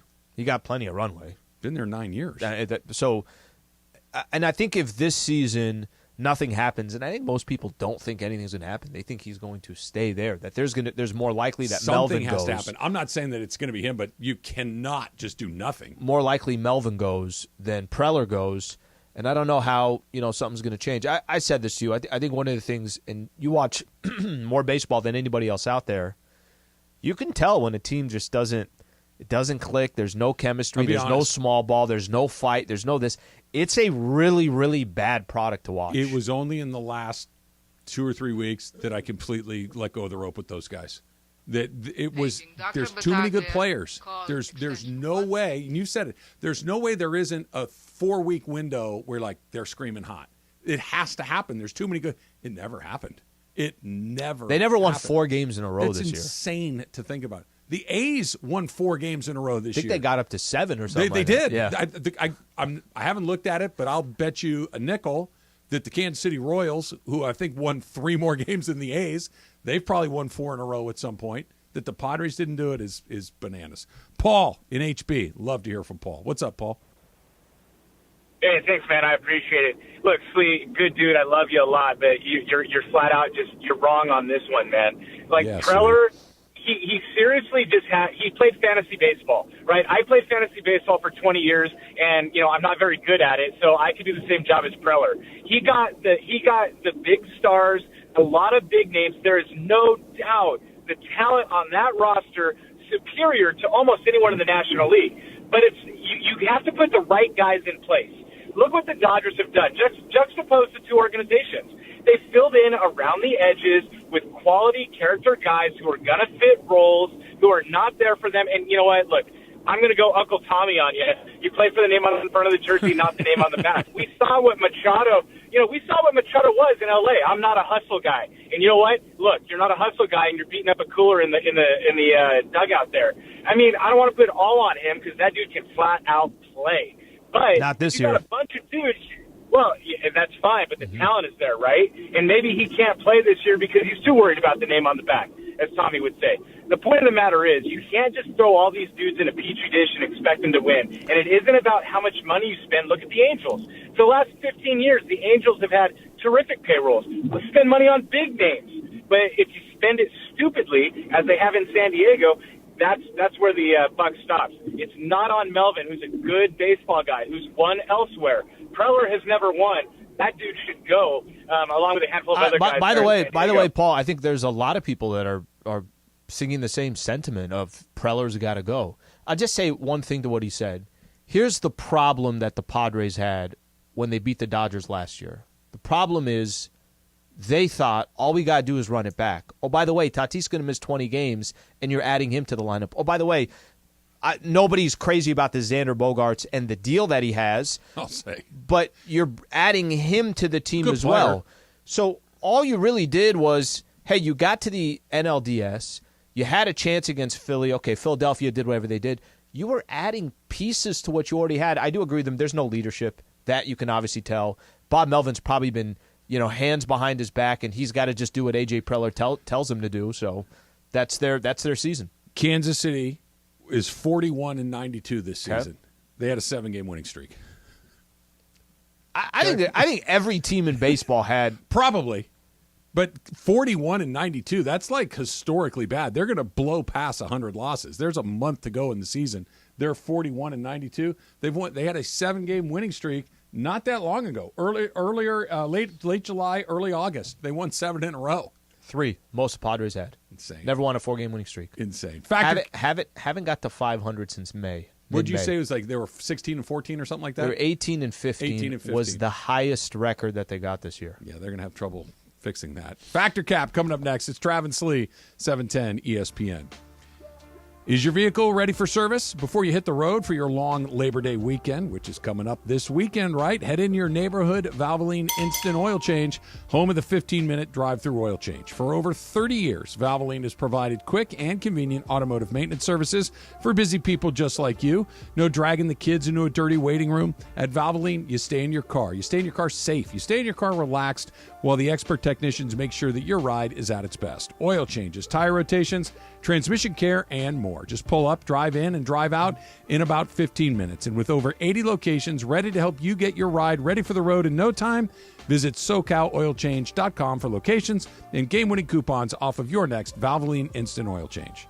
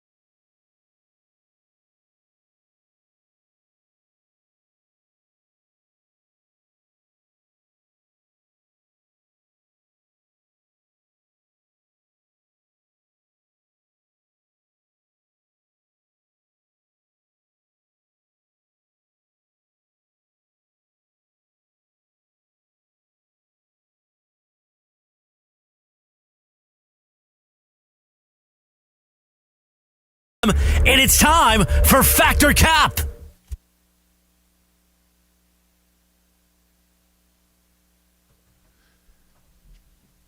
It's time for Factor Cap, Lee. That's means fact. It's Dad. That's so cap. That's no, it's cap. not a cap. It is Travis and Sliwa. We're here each weekday, 10 a.m. to 1 p.m. And it's time for Factor Cap. Oh, that's cap. That's so cap, Dad. Everything I've We said did a is pretty a good cap. job. I thought. But I'm going to go back. First of all, it's not a cap. It's No, it just is a cap. I think we got a new recording now. I think we have. Sounds great, guys. Live on Memorex. It all sounds great. All right, so I'm just going to start off with this. So Paul George on his podcast tried his hands at an impression. So I'm going to play this for you right now, and I'm going to ask you about it after. Jackie, to think about it, let me tell you. See, back when I played, you almost had to chuck a guy when he got hot or fouled him and put him on his ass. But these guys now are just too soft. All right, so this was Paul George doing an impression of Charles Barkley. So this is a good impression. Trav, Factor Cap. It's fact. It's damn good. There's certain words that you have to hit and hit exactly right, and he does that. That impressions are not about sounding exactly right. It's nailing a word or two exactly right, and he does that. Paul George is very, very good at that. That's impressive. Fact, I'm with Trav on this one.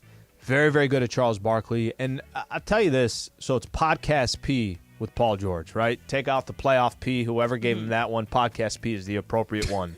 Feels more accurate. He is actually really enjoy his personality on this podcast. He's had some really good guests on. I feel like for a player like him who has a certain...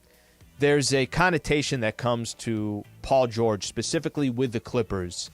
Podcasts like this help a player. Like, they help him just... You can actually see a player, or you could see a personality outside of a player I had no idea that he's going to come up with something, but that's actually a really good impression. Kind of shows a little bit of his personality. Jorge? Oh, yeah, it's spot on. Can you guys try it? Barkley? Yeah. Play a little bit more so I can hear it again, and then I'm going to try it. Jackie, to think about it, let me tell you. See, back when I played. Okay. You got to think about it. These young heads. That's it. You got to think about it. Street clothes. The season starts in October. It's the best I got. I think mine's better. I'd like to change my answer for Paul George to Cap. What'd you call them? These old heads? What'd you say? These young heads. Oh my gosh, you sound like John Goodman.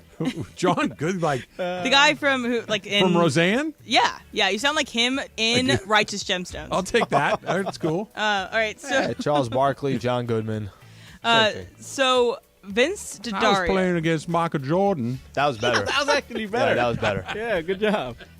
So Vince D'Addario. If you don't think I'm going to keep interrupting you with moral Charles Barkley, you don't know me very well. Go ahead. I'm sorry. I'll wait. No, it's all you. Okay. So Vince D'Addario of Irish Breakdown Podcast, he may have had an incident happen. So he was doing a podcast with his co-host, and they were in these Zoom boxes, like a lot of us do for the podcast to come out.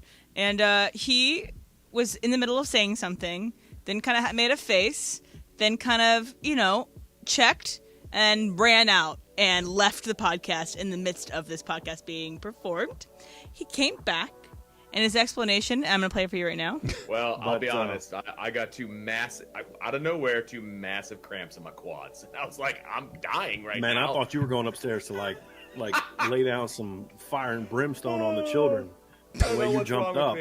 Oh my goodness. I felt like I got sniped is what it felt like. So I was like... All right, so, if you see the video, it does not seem like someone who gets cramps necessarily. So definitely go and watch it for yourself and make the deduction yourself. So you trust his explanation that he had cramps. Al, Fat or Cap? Cap. Yeah, he had to use the restroom. Got to go to the bathroom. And when you said I had two simultaneous cramps, like just... two of them, not one. I had two cramps coming, and all of a sudden, both my legs were out. I turned both my ankles. Just say you have to go to the bathroom, bro. Say you had to go to the bathroom. You had to go to the bathroom. Trev? I had a cramp on the air. It was famously captured on our YouTube stream. And what do you do when you get a cramp in your leg? You jump up. Yep. Right? You stand up. And you try straightening whatever you're doing. You stand up. What you don't do is run out of the room. Yeah.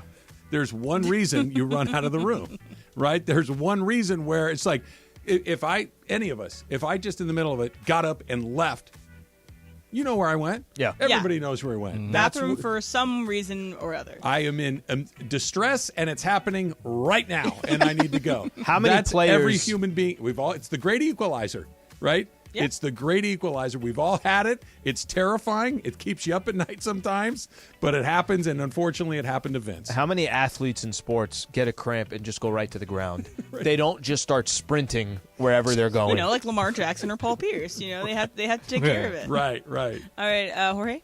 Cap, I'm with Alan on this one. He had to go to the bathroom. Let's go to the bathroom. Oh, yeah, 100%. All right, so ESPN has announced that they will broadcast 75 games from movie theaters this fall, including the New York Six Bowls, College Football Playoffs, and College Football National Championship game. And it's mostly going to be ACC games and then those specific bowl games and playoff games. And it's starting this weekend with the Virginia-Tennessee game that's going to be they're going to broadcast. I think it's mostly going to be on the East Coast as of right now, but we'll see as it comes closer to college football playoff time. So you would go and watch college football in a theater. Jorge, Fat or Cap? Hell no. I got a guy. I can get the Pac-12 network. I can get the ACC Forget network. the Pac-12. Yeah, you get every game. I can get anything. Yeah, so Jorge actually is going to end up selling his own tickets. You got to go to Jorge. Come to my backyard. We'll project it on the screen. Exactly. Pool party. Exactly. Off of his phone. Jeff? I'm joking. No, Cap. I don't mind going to watch games with other people, but if we're going to go watch a game together, let's go to a bar. I don't want to. I mean, I get it's a big screen and all those sorts of things. But sound is great. Sure. I'm not saying that it's not for somebody. It's not for me, right?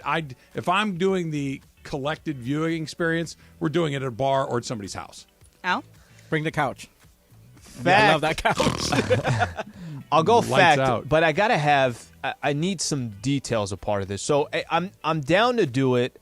I need it to be an important game. I'm not going to an ACC game. Well, this is and New York Six Bowls and college football playoff. Give me a college football playoff game, right? And give me a, some of these theaters, you got the iPick theaters like that.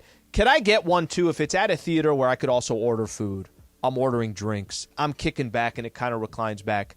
That's kind of a cool experience. That's unique. It's different. It's a different experience to experience a game. I've done plenty on my couch. I'll continue to do more on my couch. I think it's a unique experience to try once. All right. So one last one for you guys. So it was announced that the Carolina Panthers have cut Michael Jordan, who's a football player. So so the slug was Carolina cuts Michael Jordan. All right. So this name is too much to live up to. Trav, after Cap. Cap, but for a very specific reason. The name Michael Jordan is not an uncommon name. The last name Jordan is, you run into people with the last name Jordan relatively frequently. The first name Michael is probably one of the more popular first names that's out there. If you were named Giannis Antetokounmpo, that's different because we only know one Giannis. Yeah. I know that there is a Jordan, but there's a lot of Jordan families. Some of them are going to name their children Michael, so I don't think it's quite the same thing. Al? Fact, but I think it's kind of funny to me. Do you guys remember in Office Space? What was the guy's name? Was Michael Bolton? Michael Bolton. I celebrate his entire catalog. It's just, to me, that's still one of the funniest scenes. The way they used it and everything else. But it's because it's Michael Jordan. And you're playing a sport. It's Michael Jordan. It's not that it's any other. I mean, you're thinking of in Carolina, literally the greatest athletes. He is number 1 or number 2 on everybody's list, so I go fact on this one. Yeah, right. Fact on this one. If he's playing sports, that is a big name to live up to. Yeah, fact. Muhammad Ali. Julio Cesar. Chavez. There you go. Yeah, also, speaking of the name Giannis, I was actually watching this video yesterday, like on YouTube or whatever, but it was about how a lot of the name Giannis comes from the same family tree of being translated from the name John. So it's essentially the Greek version of John. And there's so many names that come off of it, so there's so many different ways to say John. So, it might be as common as a Giannis in Greece. In Athens, I'm sure there's another Giannis Antetokounmpo. In Milwaukee, not so much. Yes, exactly. Just like there's probably, whoa, dude, your name's Michael Jordan? If you lived in Athens, that's out there, man. That's a different experience. See, we do this coming back, do you see that wrinkle of Mark Stein on Substack about Giannis? Do it. Okay, I got some thoughts here because it's only 2 franchises that he mentioned. Little interesting that they just might be the most popular franchise in the NBA. We'll do it next. Travis Lee, 710 ESPN. All right, we are experiencing a roadway safety crisis, and we need your help. Join the Go Safely movement and share your thoughts on what actions are needed to make our roads safer. Go Safely California is really trying to find L.A. residents, Southern California residents, to come up with ideas that they feel is the best way to make our roads safer. All you got to do is visit GoSafelyCA.org, GoSafelyCA.org. Take a brief survey. Again, GoSafelyCA.org and help us out here in Southern California. Go Safely California from the California Office of Traffic Safety. Every piece of land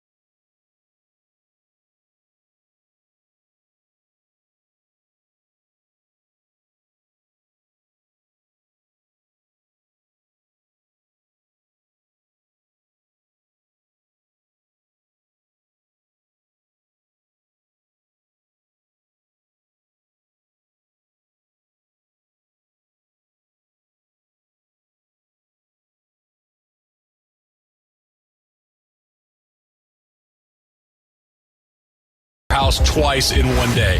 I don't Great know. question. Travis and Sliwa. On 710 ESPN.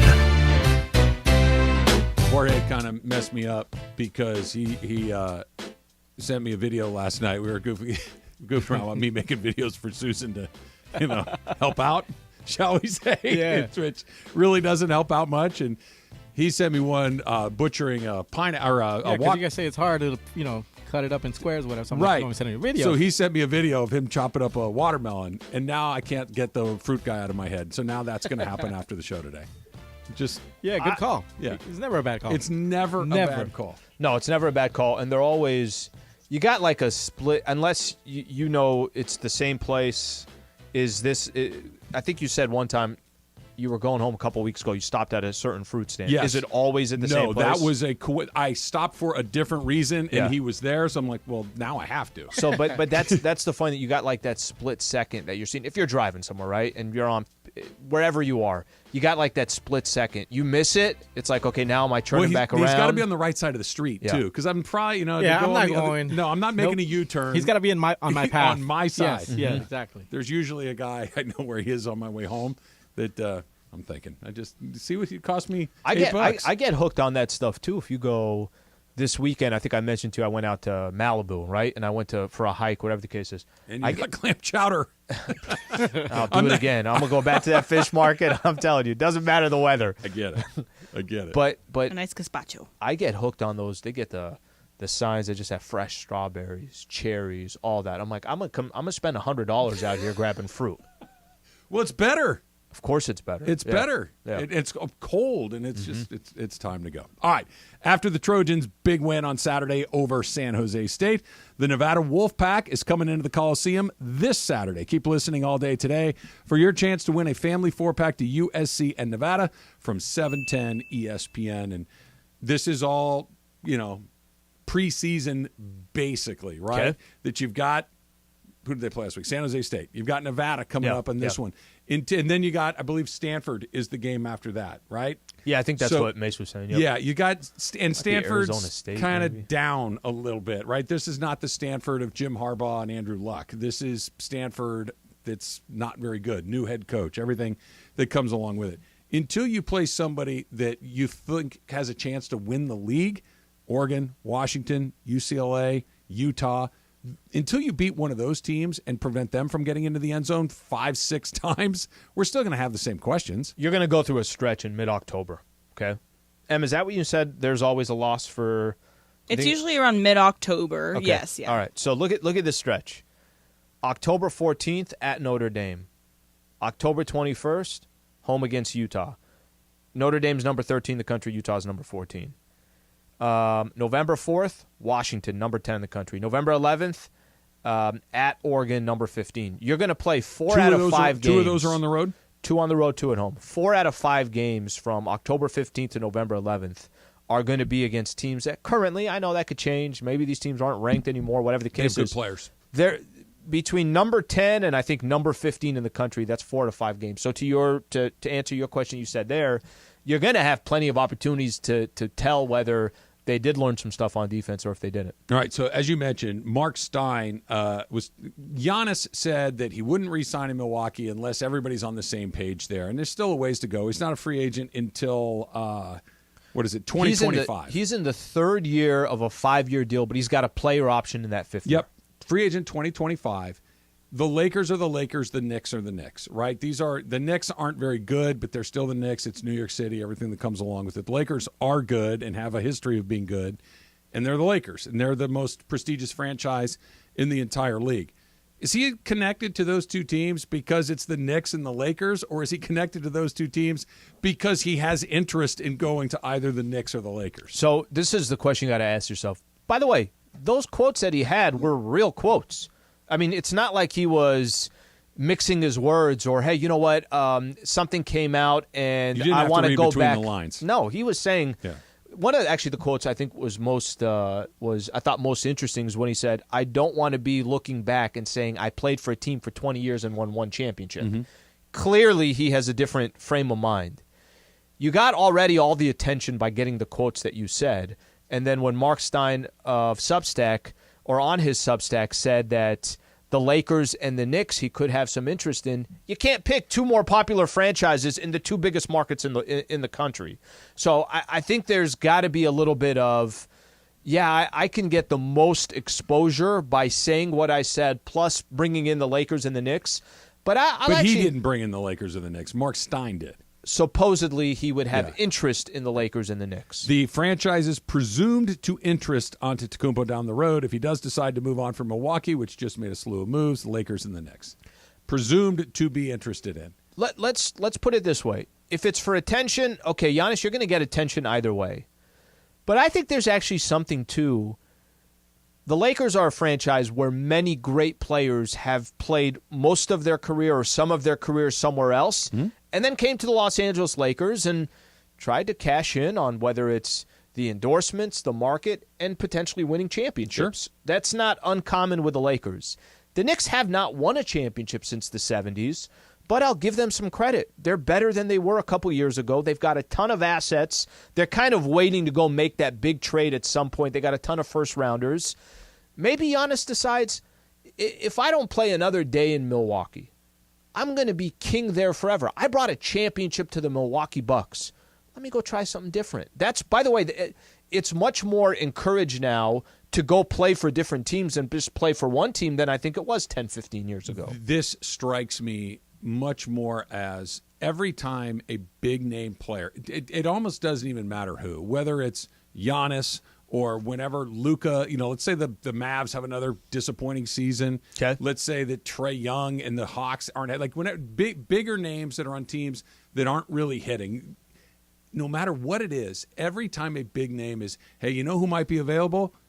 Player X, the Lakers are always going to be on that because they're the Lakers. Because we want to click on it, because we want to listen to what it is. When the Lakers have actual interest and the player has actual interest, it feels very different. There was no ambiguity on Anthony Davis. Anthony Davis wanted to come to the Lakers. The Lakers wanted Anthony Davis. It was inevitable. It was going to come together. Just figure out what the price is and get it done. This is more, hey, he's one of the most popular. Who's the most popular team? Lakers. It doesn't, the fit, Giannis fits anywhere, but they just re-signed Anthony Davis to a long-term deal. The overlap of their skill sets is significant. By this time that he's available to go out there, LeBron is probably either not playing or maybe playing somewhere else, and he's certainly not, what he's been for most of his career. Yeah. That it just doesn't actually make a ton of sense other than he makes sense everywhere. Like the fit, the timing, it just doesn't add up the way that the obvious ones do. I think there's also, if you want me to just try to play out how something like that can work, in a couple years, like you just mentioned about Braun, in a couple years, Lakers could say, okay, hey, Giannis will be our foundation. What can we get for Anthony Davis? That I think you're also asking yourself, if Giannis actually wanted to be a Los Angeles Laker, we will find a way to make Giannis a Los Angeles Laker. I just go back to this. For the attention purpose, you mentioned the Lakers and the Knicks. That's how you get attention. But if he also decided in a couple years, I've been in Milwaukee for 11, 12 years. I got them a championship. Let me try a different squad. Yeah. That's certainly not out of the question, but think about everything we've talked about over the last 6, 7, 8 years. Okay. Players moving all over the place. Players forming super teams here or there. LeBron's moved a handful of times. Kyrie Irving has moved. Really, there's only Kevin Durant how many different nonstop. addresses? Chris Paul all over. Like it happens, right? Guys move nonstop. He hasn't. Nor has there even been a whisper of him wanting to. That he wants to win there. He wants what he wants. That maybe it's not he loved Coach Bud or Chris Middleton's getting too old, Drew Holiday, Brooke Lopez, whatever it is. It's like, I don't want to go here. I just need you to do what I want to do here. I don't want to go. Don't force me but to. I'm gonna turn the screw to tighten it up a little bit just so I can get what I want, because this isn't every season he's threatening to go somewhere else. This is not James Harden. This is Giannis, who has been there. And if I had to bet, Steph Curry would be my number one. He's never going anywhere else. Agree with that. I think he's probably second on Joker that list. could be right there as well. Yeah, he's probably not. He might be too. Content with where he's at. He strikes me as the exception to the rule. Not where everybody moves. He's the one that doesn't move. Well, and listen, this could very well, I'm going to be here at least for a couple more years. Let's just make sure we're cleaning this up. Let's make sure that we're competing every single year. One of his quotes was, there would be no hard feelings to the Bucks. Listen, I'm not saying he's threatening them. I'm just saying that, hey, just make sure that we're competing for an NBA championship every season. Make sure you're thinking a couple years down the road, because if I have to leave, I will leave. I think that's a safe way to say it. I don't want to go anywhere, but if I have to, then I'll take my chances. Matthew Stafford and the Rams have something going on that almost never happens in that locker room. That's coming up next. It's Travis Lee, 710 ESPN. 4.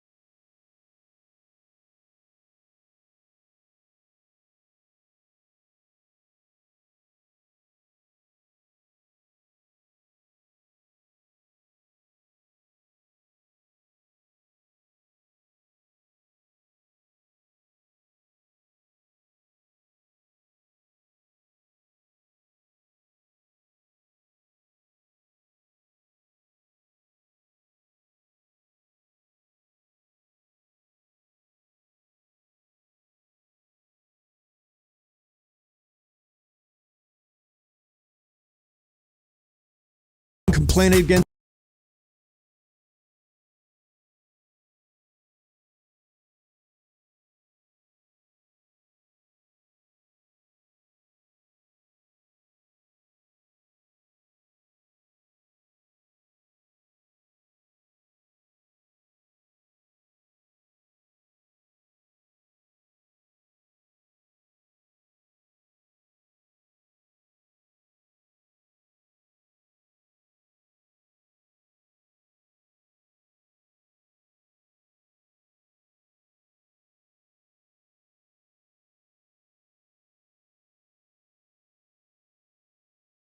ESPN.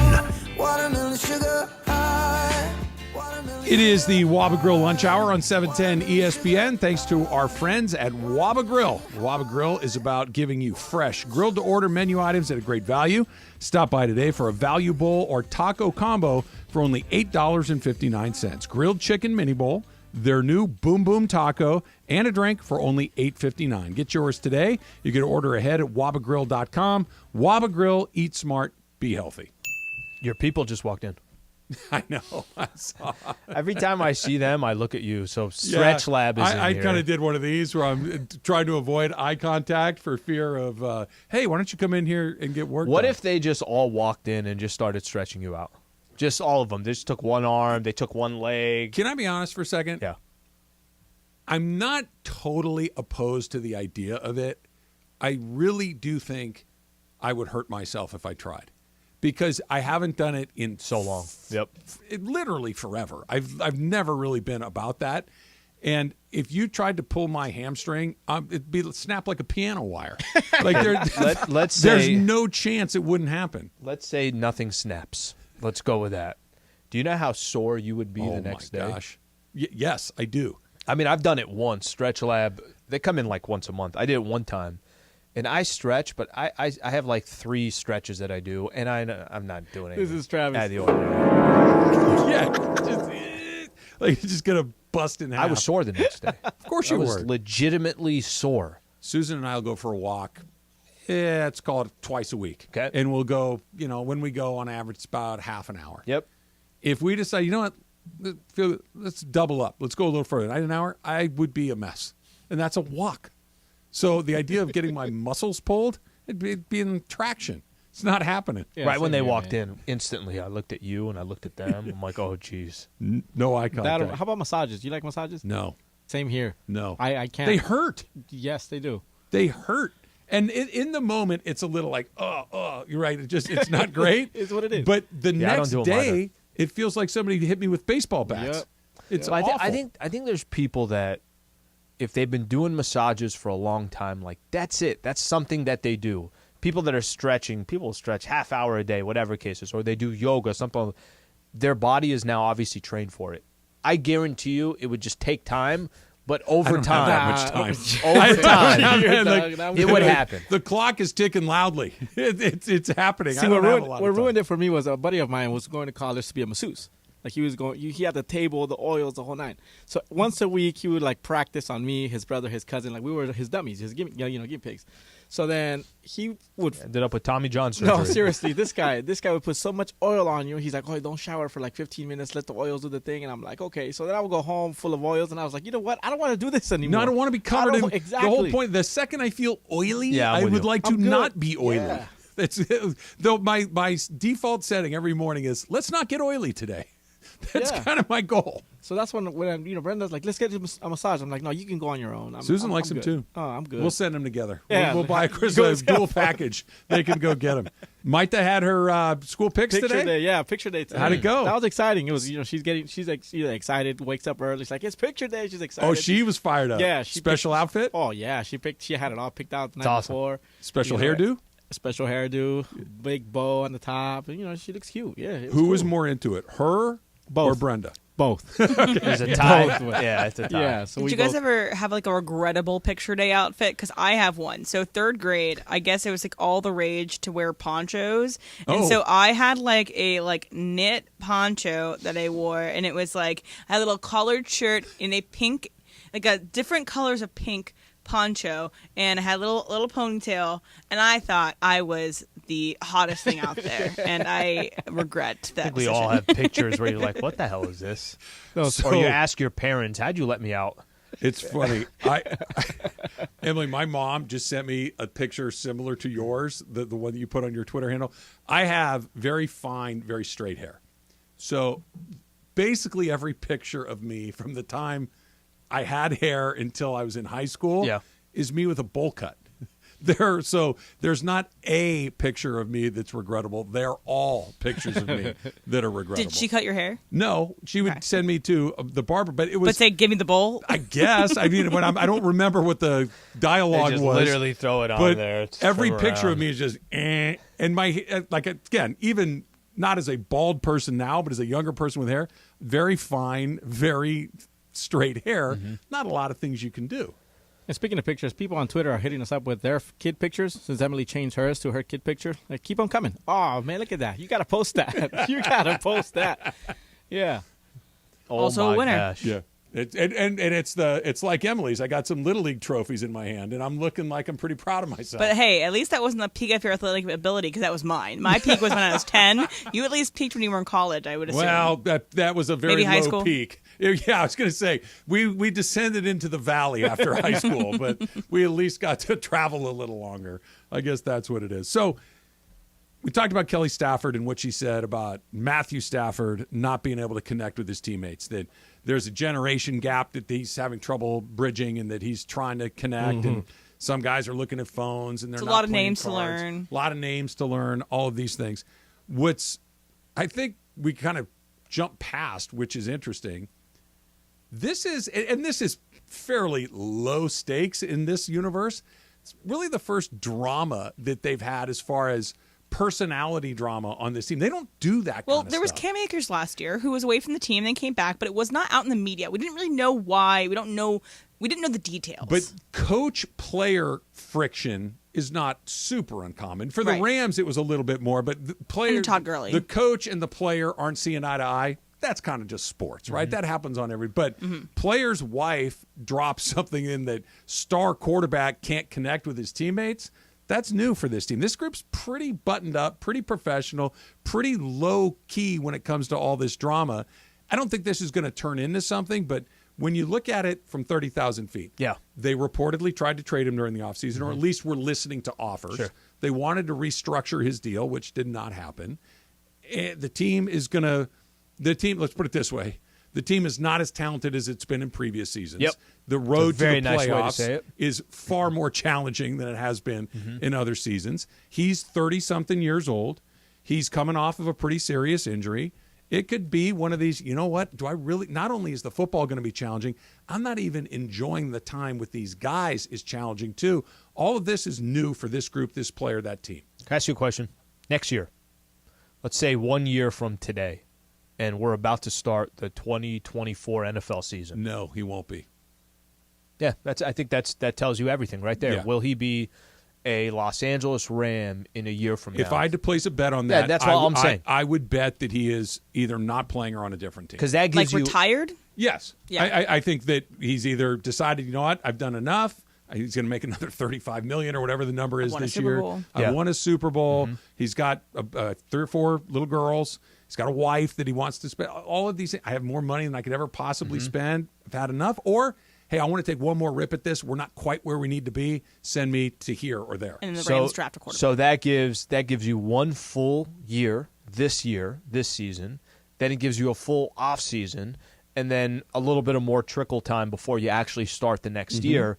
That's why I think this is a good time frame to present that, because I'm with you. I think there's a lot of things kind of telling you, and listen, if Matt Stafford was 25 years old, it's probably a different conversation. If Matt Stafford was young enough to say, okay, hey, let's rebuild this thing together, let's figure it out, he's 35.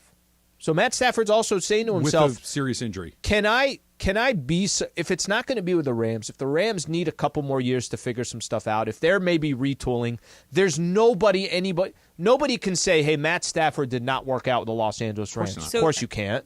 Is there a scenario that plays out where, okay, we're ready to move on, as in the Rams, and Matt Stafford says, let me get one more crack at it with a team that is potentially missing me. The team that the Rams were in 2021. Where is it there was another Goff one of and those? this and that? We're just missing me. I think that's more of a likelihood as well. Clearly, they tried to do that, and there was no buyers. There was no one available to want to take it. Obviously, next year will be different because there would be one less year on the deal that you would have to pay Matthew Stafford. But is there a team that even wants them? Again, it might be an issue where, like, a quarterback gets injured that we can't predict. But what are your two teams? I think there's two, and there's one that is circumstantial, and there's another one that is more emotional and circumstantial.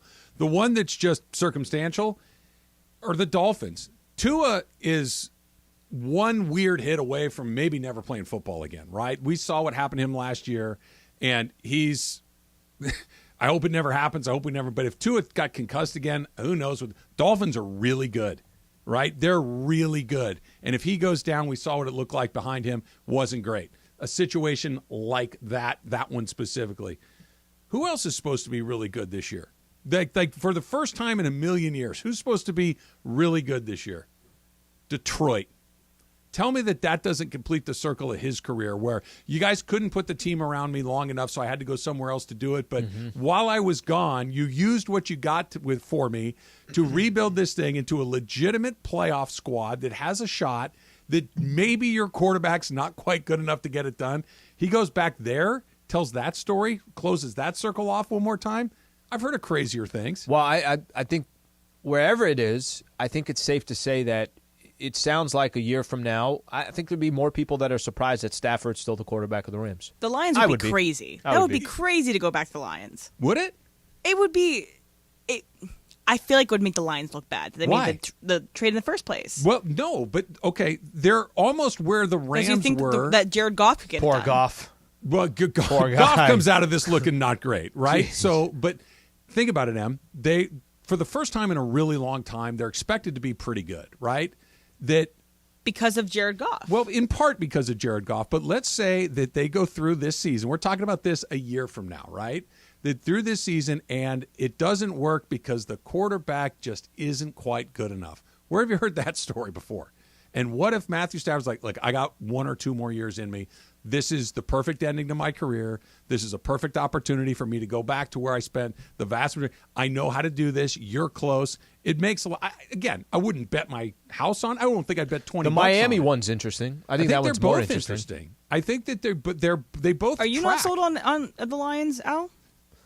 I think I like what they've done, and I like them continuing to ride with Jared Goff. Like the idea of saying, But what if Jared Goff's the reason they don't accomplish it this year?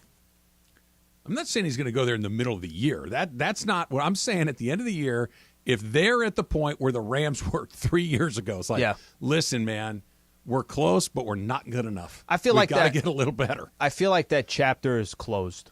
The Stafford Lions, like that sounds like, and it's not that it's.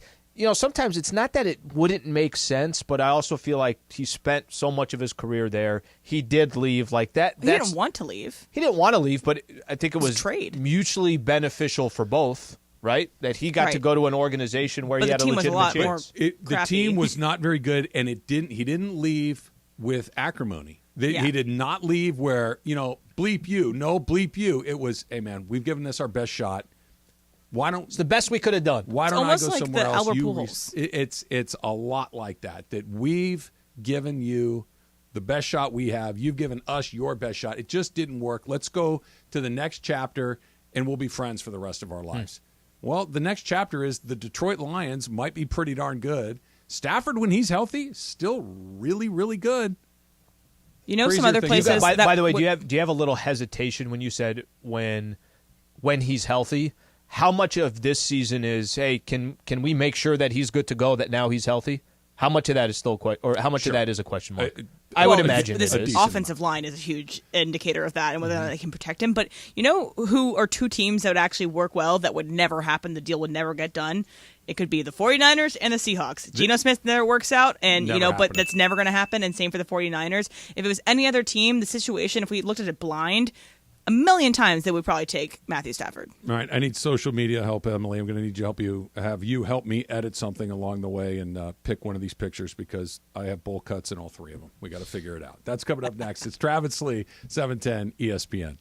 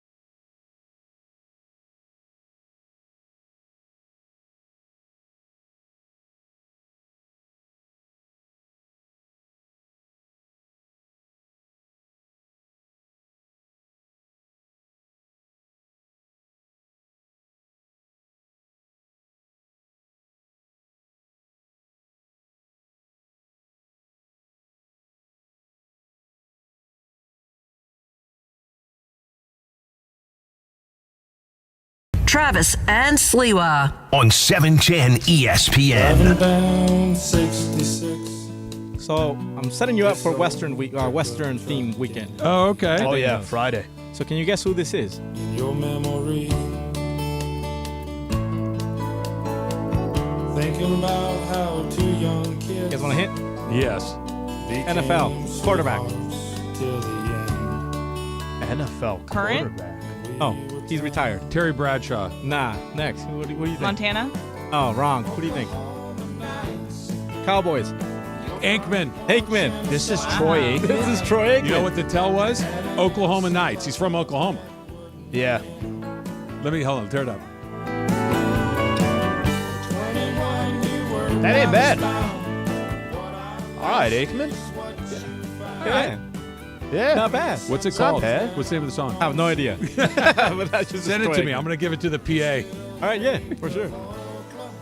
That's not bad. Developments in that world that I may or may not be able to talk You better be on the list. Yeah, well, there is no list. There is no You got an list, email. that's Yeah, but I didn't. No, see, why did you have to? You can get kicked out of the game. Speaking of like PA stuff and announcements and big boards, did you guys see that Max Scherzer got a tribute video at Citi Field when he was back there to play the Mets? I did, and I don't know. Maybe I'm Matthew Stafford in this situation. Maybe I'm the old man who doesn't relate to the younger generation. How do you get a statue if you were there for 1 year? Not a statue. It's I'm sorry, a video. A tribute video. I misspoke. How do you get a video of your incredible Mets career when you were there for 1 year? They played in one. He pitched in one playoff game. It also included Dodger stuff, and he lost. Like had he been there for 1 year and they win the World Series and he's a part of it, sure. You know what? Can I tell you why? What are we doing? I'll tell you why they did it. And this is kind of a marketing thing where they're trying to show, hey, look at us. When we trade for a guy and we have so much respect for him and look what he's done. I think they're trying to make it look at our franchise. Look, we even show love to. Well, by the way, stupid. They were booing. Mets fans were booing, and I agree that you got to have history with the organization. When you think of Max Scherzer, Let me use LeBron as an example. LeBron's been in LA now. This is going to be his 6th season. Mm-hmm. LeBron changed a lot. He won a title. Won an NBA championship. Like that's worthy of it. Even though you're going to remember LeBron as a different player, you're going to remember him as a Cav. I think most people would think of him as a Cav. But at the end of the day, it's like, what the hell did you guys accomplish? Let's say let's put it this way. Let's say he's there for 2 years.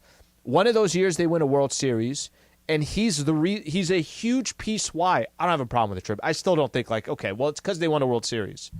They didn't do anything.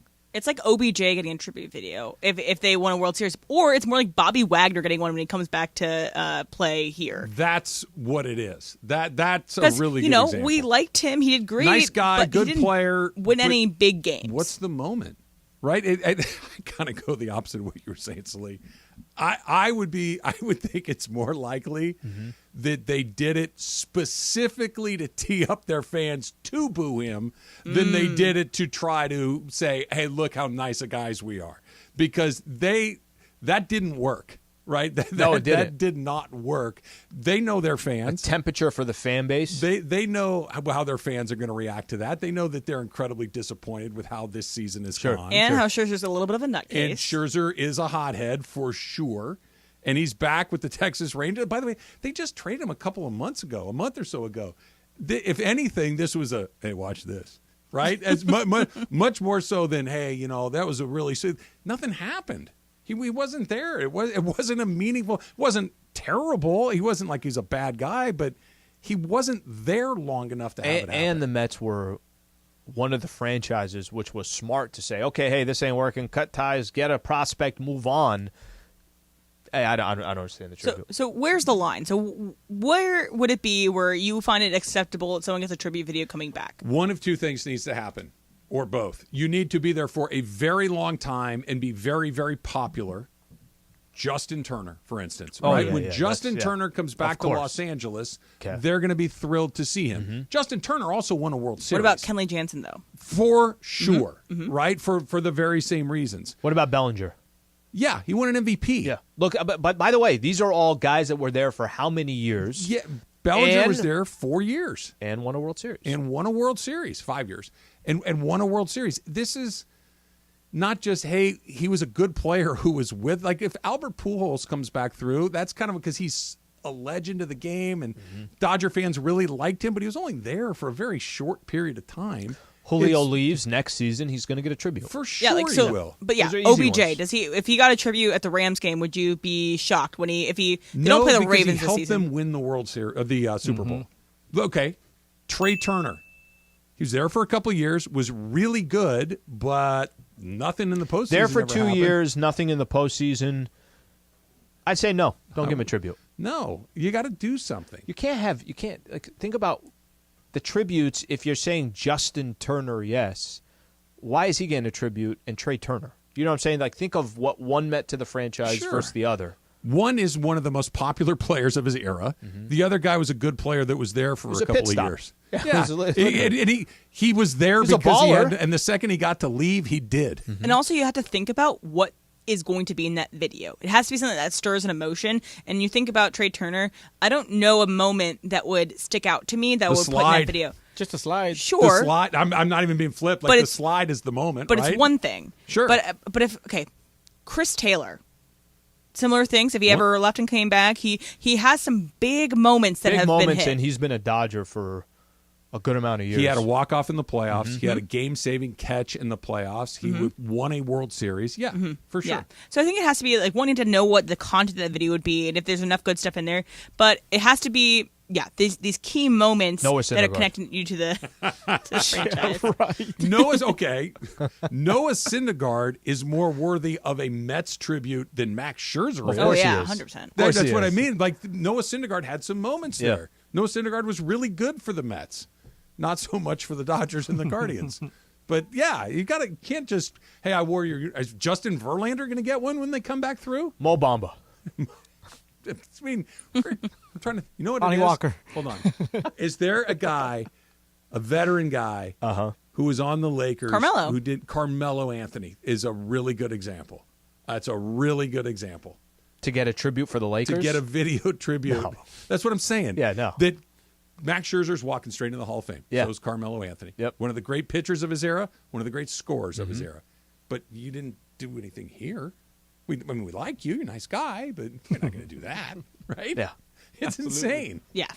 It's insane. I want to go to that bar in Milwaukee, too, and drink when Brett Favre or Aaron Rodgers throws picks. Yeah. Did you see that one, Slee? Great idea. It really is. It really is. It's a good... Every time businesses like that do something where they have a pulse, they got such a good pulse for the community there, and now you get to root against...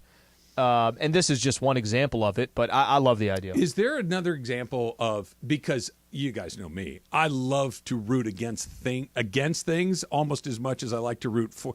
I think I'd get more pleasure out of watching something I don't like fail out of something that I love succeed, because the love succeed means if it doesn't go well, you get crushed all over again. But there's no downside to rooting against the team that you root against. Who's the team you despise the most in sports?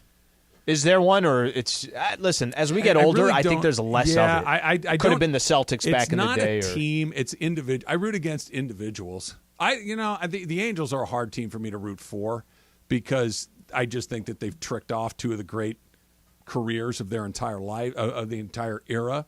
I don't think that they run it the way it's supposed to be run. Yeah, I've seen it up close.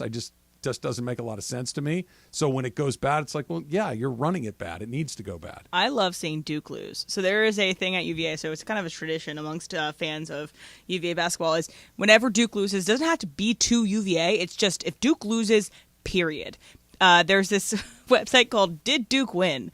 And then you can go there and it pops up and it says no. And then it says whatever the score of the game was. And people will screenshot that and then put it on their Instagrams or Twitters and all that stuff. We relish genius. Duke losing almost as much as we relish UVA winning because, UVA wins, but you always have that thing in your heart, like they're going to disappoint you eventually. Obviously, they're going to get knocked out in the March Madness at some point in time, but it's fun to see it. Al's showing it to me right now. That's terrific. Just says That's terrific. Did Duke win.com. It just says in You red should do bold, it for the Clippers. No. Says no, and it says lost 52-65. That's it. I like that. I like Right. that. So there's that. Like, and I also hate the Ravens, and so I love seeing the Ravens flame out. You know, as a Steelers fan, there's certain things that, like, yes, it's your own team is going to disappoint you at some point in time, and so it's harder. Well, you're vulnerable to getting hurt. With your Yeah, own team, exactly. right? That you're putting yourself out there in a way that if the Dodgers win the World Series, nothing would feel better, right? But if they do what they've been doing again, it's like a kick in the guts. Where if you just go to the bar to root against Aaron Rodgers and he fails, you're like, great, I got to get wasted and I got to see him lose. And I get some tweets off. And all these things. And if he wins, you go, that's right, whatever. We had a nice night out. We had an afternoon at the It's bar. like the Chargers You win either way. blowing their 27-0 lead. One of the greatest nights of my life. Exactly. It's pretty good. I was hating. loving seeing Lakers Chargers win. You should do a website. I could. No one would go on there. Well, no, I think there's some people like you. There's some former San Diegans that part's true, actually. would like to see that all over again. Dodgers and Braves start a 4-game series at the end of the week. Does it matter? It's coming up. It's Travis Lee, 710 ESPN. Hey, if you get hurt in an accident, call Sweet James. Right? You need to know that not all personal injury attorneys are the same because they're just not. If you're hurt in an accident, whether it's a car accident, a truck accident, a motorcycle accident, a dog bite, whatever it might be, call Sweet James. 1-800-9-MILLION. That's 1-800-9-MILLION. You say it with me. 1-800-900-0000. Don't take on the insurance companies by yourself. I know what you're thinking, right? It's pretty normal. Well, I give them all this money. When it's time for them to make me whole, they're going to do it, right? No, not so much. They're going to try to get it done quickly and cheaply. Sweet James is going to make sure that they do it right. This is why he's collected over $1 billion in his nearly 20-year career, because he knows how they operate. He used to work for the insurance companies, and now he's making sure that you get your car fixed, that your medical care is taken care of, and, of course, that settlement. So if you're in an accident, call Sweet James. 1-800-9-MILLION. That's 1-800-900-0000 and sweetjames.com.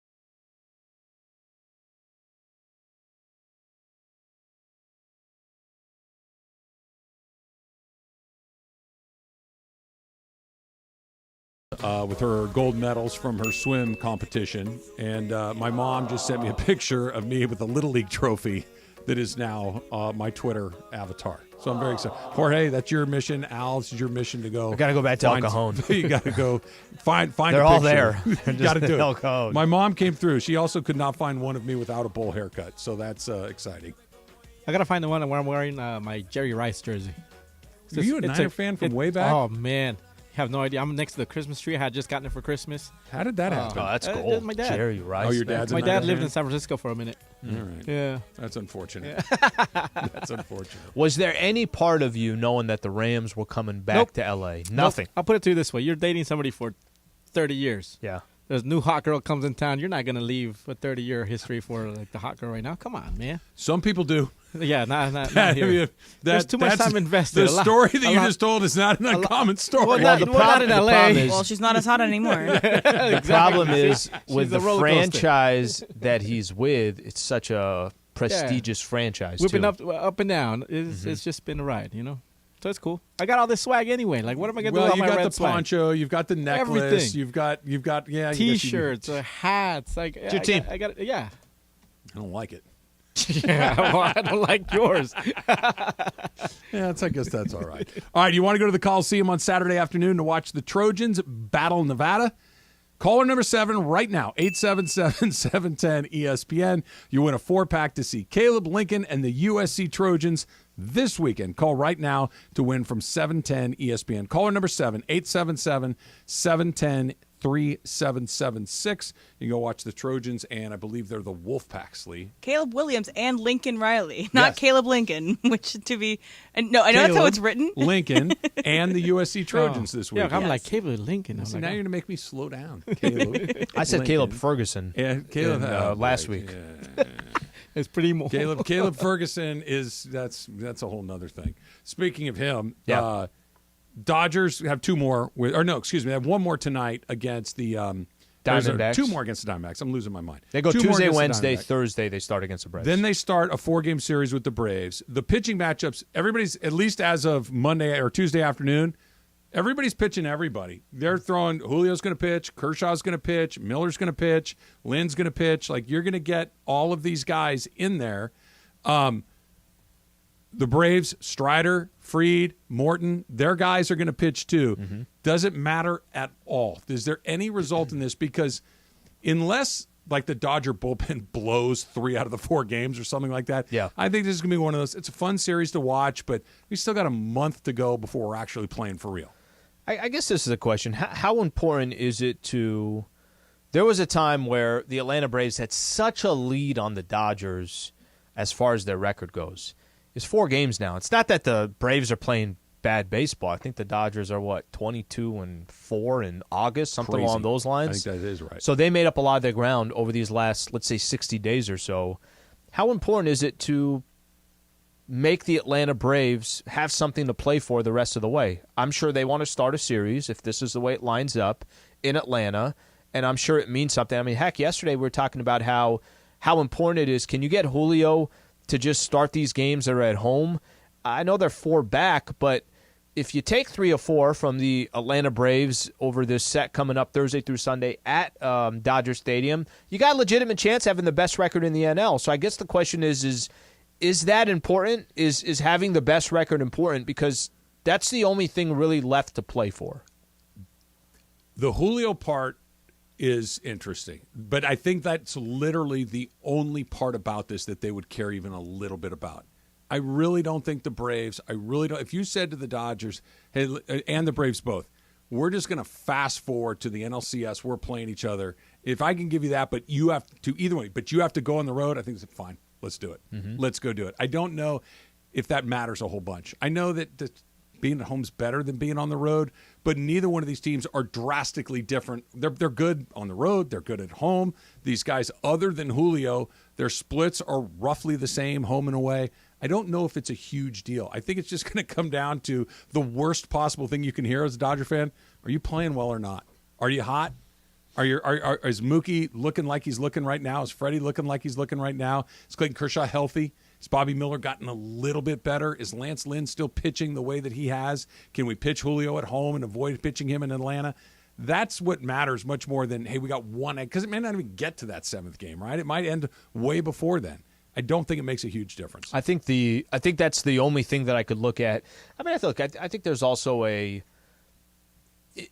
if the Braves took 3 or 4 from the Dodgers and it didn't look good, it just didn't look good. The Atlanta looked a lot sharper.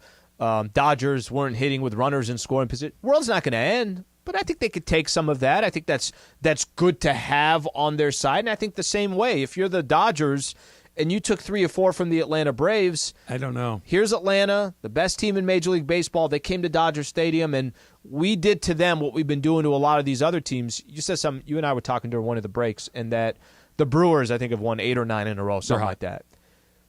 Before the Brewers went on the streak, they were playing the Dodgers, and the Dodgers just kind of, just did what they did. Yeah. The Arizona Diamondbacks have been playing much better baseball. They played the Dodgers yesterday. All of a sudden, the Arizona Diamondbacks, they kind of stop. These are the only 2 teams that you could look at between the Dodgers and the Braves where they've beat up on everybody. They have. But I keep coming back to this. If the Dodgers sweep the Braves on Monday morning when we come in here, I'm saying that was cool, but we still got to get talked to. It doesn't matter. Like whatever the hot or the cold is right now, it's a month and a half away. It doesn't matter. Same thing. If they go in and the Braves sweep the Dodgers, it's like, yeah, that sucked, but does it matter? You still have a month and a half before they're going to play each other again in a meaningful way, even if they do. And there is no momentum in baseball. It literally is who's pitching tomorrow. That's your momentum. Because if you go out there and you have a bullpen day and you win, then you got Clayton Kershaw, you're feeling pretty good about it. If you have Clayton Kershaw and you win, you got a bullpen day the next day, it's like, yeah, I mean, we'll see. It's the next day's starting pitcher. That's where the momentum There's is. so much in between as well, because if they're going to face each other, they're going to both have to win playoff rounds to begin with. Yeah. So now you're talking another, week and a half, 2 weeks on top of it. That as much as I want to make it, the only argument I can make is just to have home field, since that's still in play. But the Padres lost how many games to the Dodgers in the regular season and then won 3 or 4? There you go. I think that's the case that you're making. Yeah, okay, cool. It's 0-0 starting today. That your 14-5 record against me doesn't matter. We're 0-0. You want me to make a big deal out of something that is probably not a big deal? Yeah. The entire Rams season hinges on whether they win or not on opening day. Yeah. You ready for this? Emily looked at me like I was crazy when I laid this out for her this morning. Here are the Rams' opening games. Okay. If they win in Seattle, which, by the way, on the road, division opponent, tough assignment. Yep. But not totally out of the question, right? They usually split with Seattle. They usually split with Seattle. They win in there. If you're giving a percentage, but if you said, "Hey, I'm taking Seattle," and I would bet it's a 60-40 Seattle favorite, right? Okay. So a favorite, but not a crazy amount of favorite. Mm-hmm. You win that game, you're 1-0. San Francisco's next week. We know what happens with them. Home game. Yep. Okay, you're 1-1. You have Monday Night Football Home in game in Cincinnati. Right. In Cincinnati the week after that. Take the Bengals. You're 1-2. You win next week against Indianapolis. Very possible. At Indy. You're 2-2. Mm-hmm. You got Philadelphia after that, right? 2-3. Probably. Arizona, week 6. At 3-3, guys, we're in it. You're in the mix. We're in the mix. Mm-hmm. We've played a third of the season. And the schedule gets easier at the end. The schedule is much easier at the end. If you lose that Seattle game, now you're either 1-5 or 0-6. Mm-hmm. It's totally different. Okay. Because it just the momentum. That game is the game that keeps you around 500 the whole way. I'm just asking. Jorge, you got to make a bet. First game of the season, Rams at Seattle. Who you taking? Seattle. Who you taking? Emily. Seattle, I guess. I don't know. I'm taking Seattle as well. Are you taking Seattle? You pick one of those two teams. Yeah. So I think this is it almost makes me think because we haven't seen the Rams. But it makes me think of last year where we're always trying to twist. If they could just do this, even though it's not kind of the likely narrative. You're right. We haven't seen anything. We haven't seen healthy Matthew Stafford since he won a Super Bowl. You're right about that. And he probably wasn't healthy then. But we were just talking about and we were just talking about their line. We were just talking they have plenty of question marks that are attributed to the Rams. I think it would be a consensus that it would be For me, it would definitely be a surprise if they win in Seattle. Game, it sets you up for an 0-3 start potentially. It sets you up for now you have to win in Indy. And if you don't, now you're almost certain to be 0-5 against Philadelphia.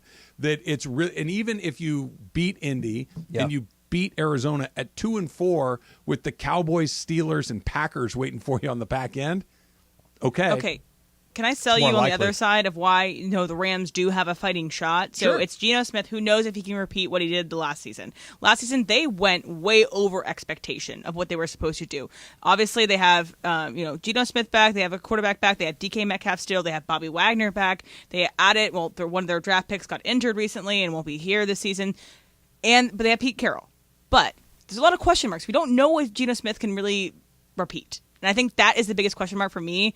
And who knows? He throws 3 interceptions, and the Rams are there. It's the NFL. Anybody can beat anybody. Mm-hmm. It happens all the time. But you're going to have to get a couple of those quasi-coin flippers that go your way. Yeah. You have especially them. Right, especially them. Yeah. They're not the better team when they're going to be out there the way that they were for 5 years. When they went out there, they're better than those guys. You should win. Now it's going to be they might be a little better than you. You're going to need one to go And we're your lucky way. that fumble went right in the hands of one of our guys. Stop. The ball that bounces off a hand, a penalty, whatever it is, that you're on the other side of that. Instead of being able to survive a bad break, you need a bad break. How good does it feel to talk about a regular season game?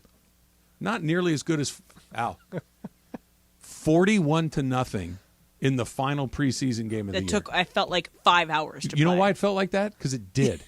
X gonna give it to you. By the way, those are all the ones. Those are the ones I understand least is when it's preseason or that they actually are calling every penalty. At We this, need a I'm mercy like, rule. run the damn clock. The referees should have been arrested at the end of the game. that this was there's 4 minutes left in this game and you're calling illegal motion. What are we doing? Just let it happen. You've seen it in by NBA the way- games where they're reviewing. Oh my gosh. I'm like, it's an 18-point game. There's 3 minutes left. What are you reviewing? You're insane. Your sanity. By the way, speaking of that 41-0 game, this is just from Adam Schefter. So there was one guy that kind of showed out really a lot for the Broncos. His name was Albert O. The way he says his last name is, I'm not going to butcher his last name, but his Albert name O. Albert O. He just got traded to the Eagles. Oh, they grabbed him. Yeah, so, I mean, good for him because he really was a looked beast. great in that preseason game. Obviously, I'm sure he won't get a ton of time in the Eagles because obviously they're a great team, but that's good for him. That they want him means he's pretty good. Good teams go get good players. Everything's on the line. Different O. That's Coach O. Albert O is a tight end. That's Coach O. I don't go in there. Everything's on the line. Sounds like Sling Blade. The Dump coming up next. It's Travis Lee, 710 ESPN. Get yourself out to Rotolo Chevrolet, right? You're looking for the new Chevy car or truck, specifically the Silverado, right? Why would you go anywhere else other than Rotolo Chevrolet? Because here's what you get. You get every make and model that you can think of. You got unbelievable pricing and customer service that is second to none, right? This is how you win Dealer of the Year 13 years in a row. That's exactly what they've done at Rotolo Chevrolet. This is how you lead in sales volume year after year after year, by giving people what they want at a great price and making them feel great about it so they tell all their friends and they come back over and over and over again. That's what Mike Capozio sets out to do at Rotolo Chevrolet every single day, and they nail it. That's how you win Dealer of the Year, year after year after year. It's right off the 210 freeway, Sierra Avenue exit, right there in Fontana. You can't miss it. Go in there, see what all the fun's about, and take it from me. I've bought a car from Rotolo Chevrolet. I got 2 different cars from Rotolo Chevrolet right now, and the customer service, second to none. Transparent, efficient, courteous, upfront. You're going to love what you get at Rotolo Chevrolet. Rotolo, RotoloChevy.com, and tell them that Travis sent you.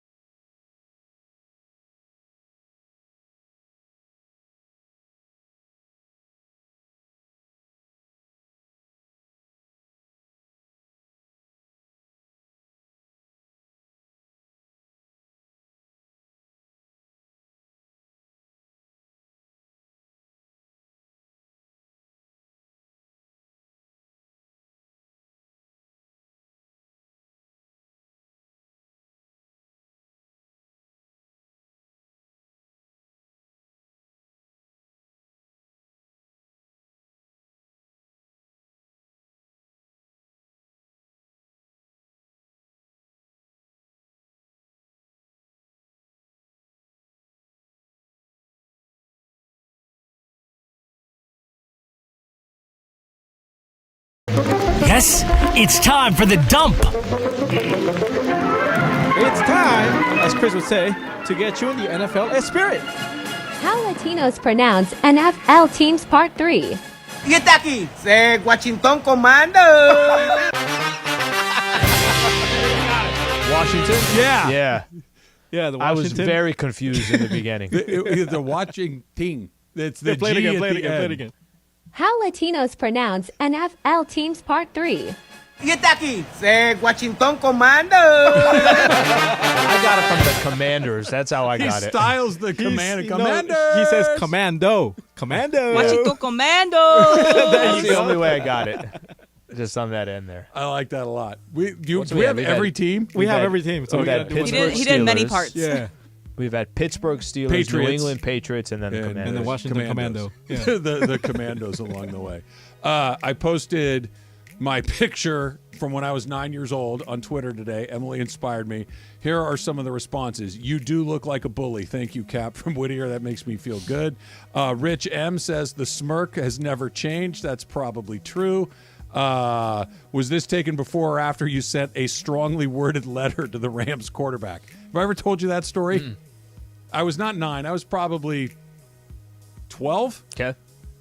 The Rams were playing the Chicago Bears in a playoff game. Okay. I believe it was 1985. I believe it was the year that the Bears were just unbelievably awesome. And Dieter Brock, who was a CFL quarterback legend, came to the NFL that year and was a quarterback of the Rams, and he was not great. And I, as a young person, watched the Rams get clobbered by the Bears in the postseason and went into my room and wrote a very, very unacceptable letter to Dieter Brock at the Rams. Like, not cool at all. And I went and I saw my mom like, hey, how do I get the address for the Rams? Yeah, what do we do here? How do we and drop it off? And she says, what are you talking about? I said, I need to send this letter. She goes, what letter? I said, I wrote a letter to Dieter Brock. And she says, can I read it? I said, well, yeah, fine. And she reads it. She's looking at me like, what is the matter with you? Why would you ever write something like this? And you really think we're going to put this in the mail where another person can read something like this that ccame from my family? I wrote a hate letter to somebody when I was 12 years old. Well, That's now extremely what you would do unhealthy. is just tweet it. I was just going to say, would you take that if Twitter was around when you were 12? Would that have been a It very would have been poor decision? I would have hit the tweet button. Yes, I definitely would. But by the way, I think it was pretty well written. I expressed myself clearly. It was not very nice. You didn't have to filter it through your mom. I didn't know how to if we mail had a letter. Twitter. Just pop.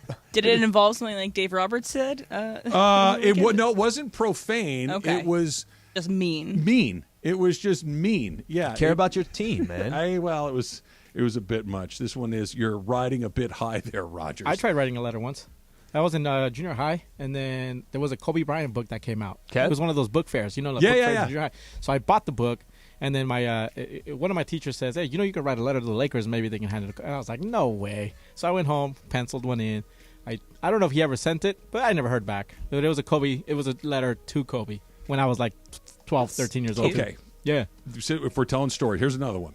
We're on an airplane. We're flying. I forget where we're going. I was, as you guys all know, I was a baseball card nut. Still kind of am. Don't tell anybody. And I had my George Brett cards, and I'm flipping through them. And one of the stewards, as they were called at the time, stops me, and he says to me, hey, are you a George Brett fan? I'm like, he's my favorite player. He goes, I went to high school with George Brett. And I'm like, that's amazing. And he goes, if you want, I can send him one of these and get it autographed. And I take out my favorite one, right? My very favorite one. And I don't remember my mom or my dad. They're like, this guy's lying to you. Hold on a second. Hold on a second. Travis, pick a different one. Pick one that you might have more than one of. And I'm like, well, no. And my dad's looking at me like, there's a good chance you're not going to get this card is back. never coming back. Give it to the guy. Guys, I'll say, give you your address, all this stuff. Okay, fine. 10 years goes by. The card shows up. What? That's the card crazy. shows That's cool. up because the steward, not autographed, but he goes, I found this in a desk at my house. We were moving. I was going through it. I was never able to get it signed, but here's your card back. Wow. It came That's back 10 crazy. years later. Not signed, so I was still disappointed. gosh. But You yeah. got it back. Yeah. Yeah. See, Mom, see, Dad. As you went straight to him. Trust more. That didn't last long. My trusting scenario was not something I dealt with. Happy birthday. Happy 33rd birthday to Dodger Chris Taylor, who, Emily, you mentioned, would he get a tribute video? Absolutely 100 times out of 100 he would. He's going to be one of those guys that when he's done or when he goes to another team that you're going to look back very fondly on. Appreciate him more when he's done. Absolutely. Yeah, I agree with that. Played a bunch of different positions. Got clutch hits, like more than once. Made Grinder, one too. of the great catches in left field. A walk-off postseason knock against the Cardinals not that long ago. He's will be also a very Wahoo. favorably. He's also what? A Wahoo. He went to UVA. That's right. That's right. So he would definitely get one at UVA. Lakers night is on September 1st with the Dodgers, and Natalia Bryant will throw out the ceremonial first pitch. I like that when they do the little crossover, Dodger-Laker or Dodger-Kings or Kings-Lakers. Whenever they do those crossover events, those are always very cool. There's a few brands that just go together. The Dodgers and obviously the Lakers, those brands go together. But, Trev, there's also a lot of teams here in SoCal that you can't do the crossover with. Like there's maybe I'm wrong here, but I'm pretty sure. Has there ever been a Clipper night at Dodger Stadium? I don't know. I don't recall. Angels, right? They do at the Angels. Yeah. They get booed whenever they put one of them on the jumbo. That's what I'm Late saying. Rams games, too. They I'm put saying Paul George there's on. only a few that actually fit. At the Raiders-Chargers game, Paul George was at that game, too. Raiders-Chargers. Chargers were trying to show off, hey, we got Paul George here. Everybody's booing him. I'm like, guys, There's A's read and the room. B's. There's A's and Read B's. the room. A's go with A's, B's goes with B. And when you cross them over, everybody's going to walk away feeling bad about it. It's not a good deal. There's that, too. Emily, what is this from? All right, so this is from the commentator's Mauro Suma. He is the AC Milan's commentator. So Christian Pulisic is the U.S. men's national team captain, and he now plays for AC Milan. And he scored a goal, and the commentator called it as if it was calling it for the U.S. men's national team. It's very funny. I'm going to play it for you right now. Christian Pulisic dentro per Loftus, Giro, Pulisic, come on baby, USA, again, Christian Pulisic, the captain of USA national team. That's awesome. That's a great call. That is pretty awesome. That's a great call. Now, okay. USA. Come on, baby. That's great, too. But because I don't speak Italian, isn't the USA chant something that the rest of the world looks at us with like, come on, man, really? That's a joke. That's what I mean. It's a source of they're looking down their nose at us with those sorts of things. Was that this or is this in the genuine? English I Premier think League. it was something more of like, what I'm also supposed to say about Christian Pulisic, and this is his most known thing, is that he's the captain of the U.S. men's national team. I dig it. Let's do a little Supercross talk. ESPN AM 710 Los Angeles. KRDC AM 1110 Pasadena, Los Angeles. K256CX 99.1 FM, Pasadena, Los Angeles. It's the greatest segment in LA sports radio history. Oh my God. When the shows come together for magic on the radio. It will only grow stronger. Super Crosstalk. Are we ready for Mason and Ireland to join Travis and Slee? Super Crosstalk begins. Super Crosstalk presented by In-N-Out Burger. In-N-Out. That's what a hamburger is all about. It's time for Super Crosstalk. I thought maybe that when you came in here, you're going to have your sequined silver hat, getting ready for your concert. Thinking about it. I'm thinking about it. I put When out are you going? Saturday night. Okay. Saturday night with Beyonce, and she says, wear silver stuff. So You got to wear that jacket. Yeah, the jacket, I think I probably got to wear. Yeah. That place right? is going to be that's- rocking. And you thought you'd never get another use out of that sucker. I bought that jacket. I'm like, for Mandy's one, when am I ever going to wear this? And go, Beyonce. Concert. Yeah. You got to do the hat. So I was talking to King in the next room. Do you know King? This is not like Cappy's. Hey, King. Okay, that's what I was. Yeah, you caught me. King from Stretch Lab. Oh, okay. And so I talked to him about you specifically. This is Travis. good. Yes.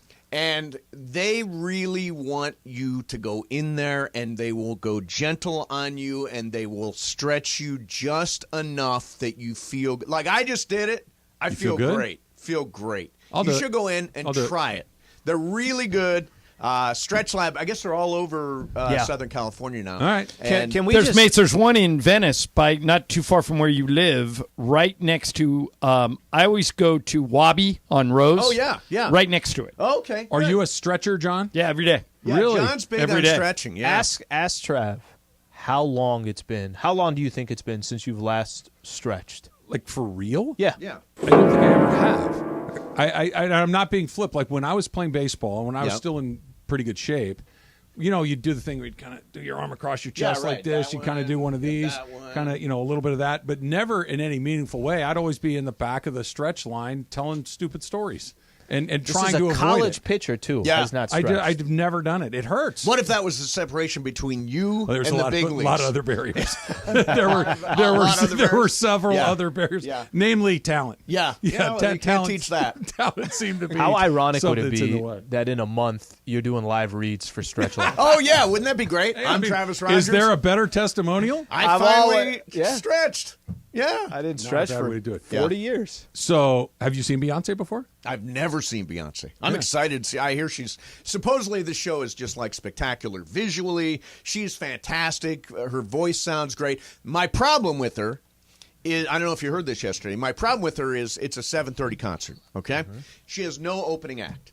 7:30 concert. Okay. She goes on sometime between 8:30 and 9 o'clock. Okay. So basically, she's telling you, get here and wait an hour and a half for me to come on stage. Now, where else does that go on? Like you go see a Broadway show, game starts. Go to a Dodger game, 7:10. First pitch, 7:10. Exactly. Beyonce? Yeah. There's a 90-minute window? 90-minute window that she could come on stage. I mean, look, if it's 20... They have a DJ? I think it's disrespectful to the audience, don't you? 90 minutes is? Yeah, 90 minutes is disrespectful. If you're 15 minutes behind, say, okay, that's fine. Yeah, that's not a big half deal. an hour, we're pushing it. Right. 90 minutes? 90 minutes. John, have you seen Beyonce? I know you go to a lot of shows. delay. No. I saw her at the Super Bowl. I was at the Super Bowl the year the Broncos beat Carolina. But this will be a full real. This will be a full thing. real show. That concert was Coldplay, Beyonce, and Bruno Mars at that Super Bowl up in. Up in San Francisco. San Francisco. Levi. Yeah, San Levi. Francisco. John, you said that quickly. Are you not a fan, or you just haven't had a chance?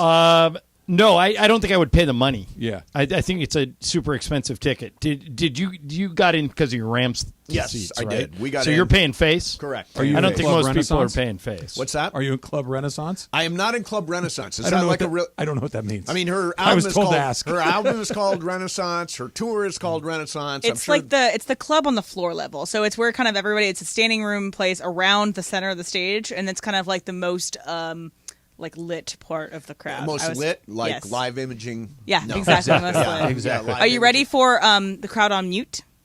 What does that mean? So there's a portion in her song. You're not prepared, mate. No, where I she don't know says, anything about this show except I want to see Beyonce. I'm putting the crowd on mute. Yeah. And she does that, and she asks the crowd to be on mute until she restarts her song or until they cheer, and she gets mad at people if they go, yeah, Beyonce. So be quiet when she says put the crowd on So mute. you got to wait an hour and a half, and then when she tells you don't say anything. When she says shut up, you shut up. If she's on stage yet. I just got here. It's 8:30. Now shut up. What are you supposed to do for an hour and a half? Eat, drink? Yeah. I don't know. Talk? You know what I'm going to do? Be a lot of eating and I have drinking. already planned this out.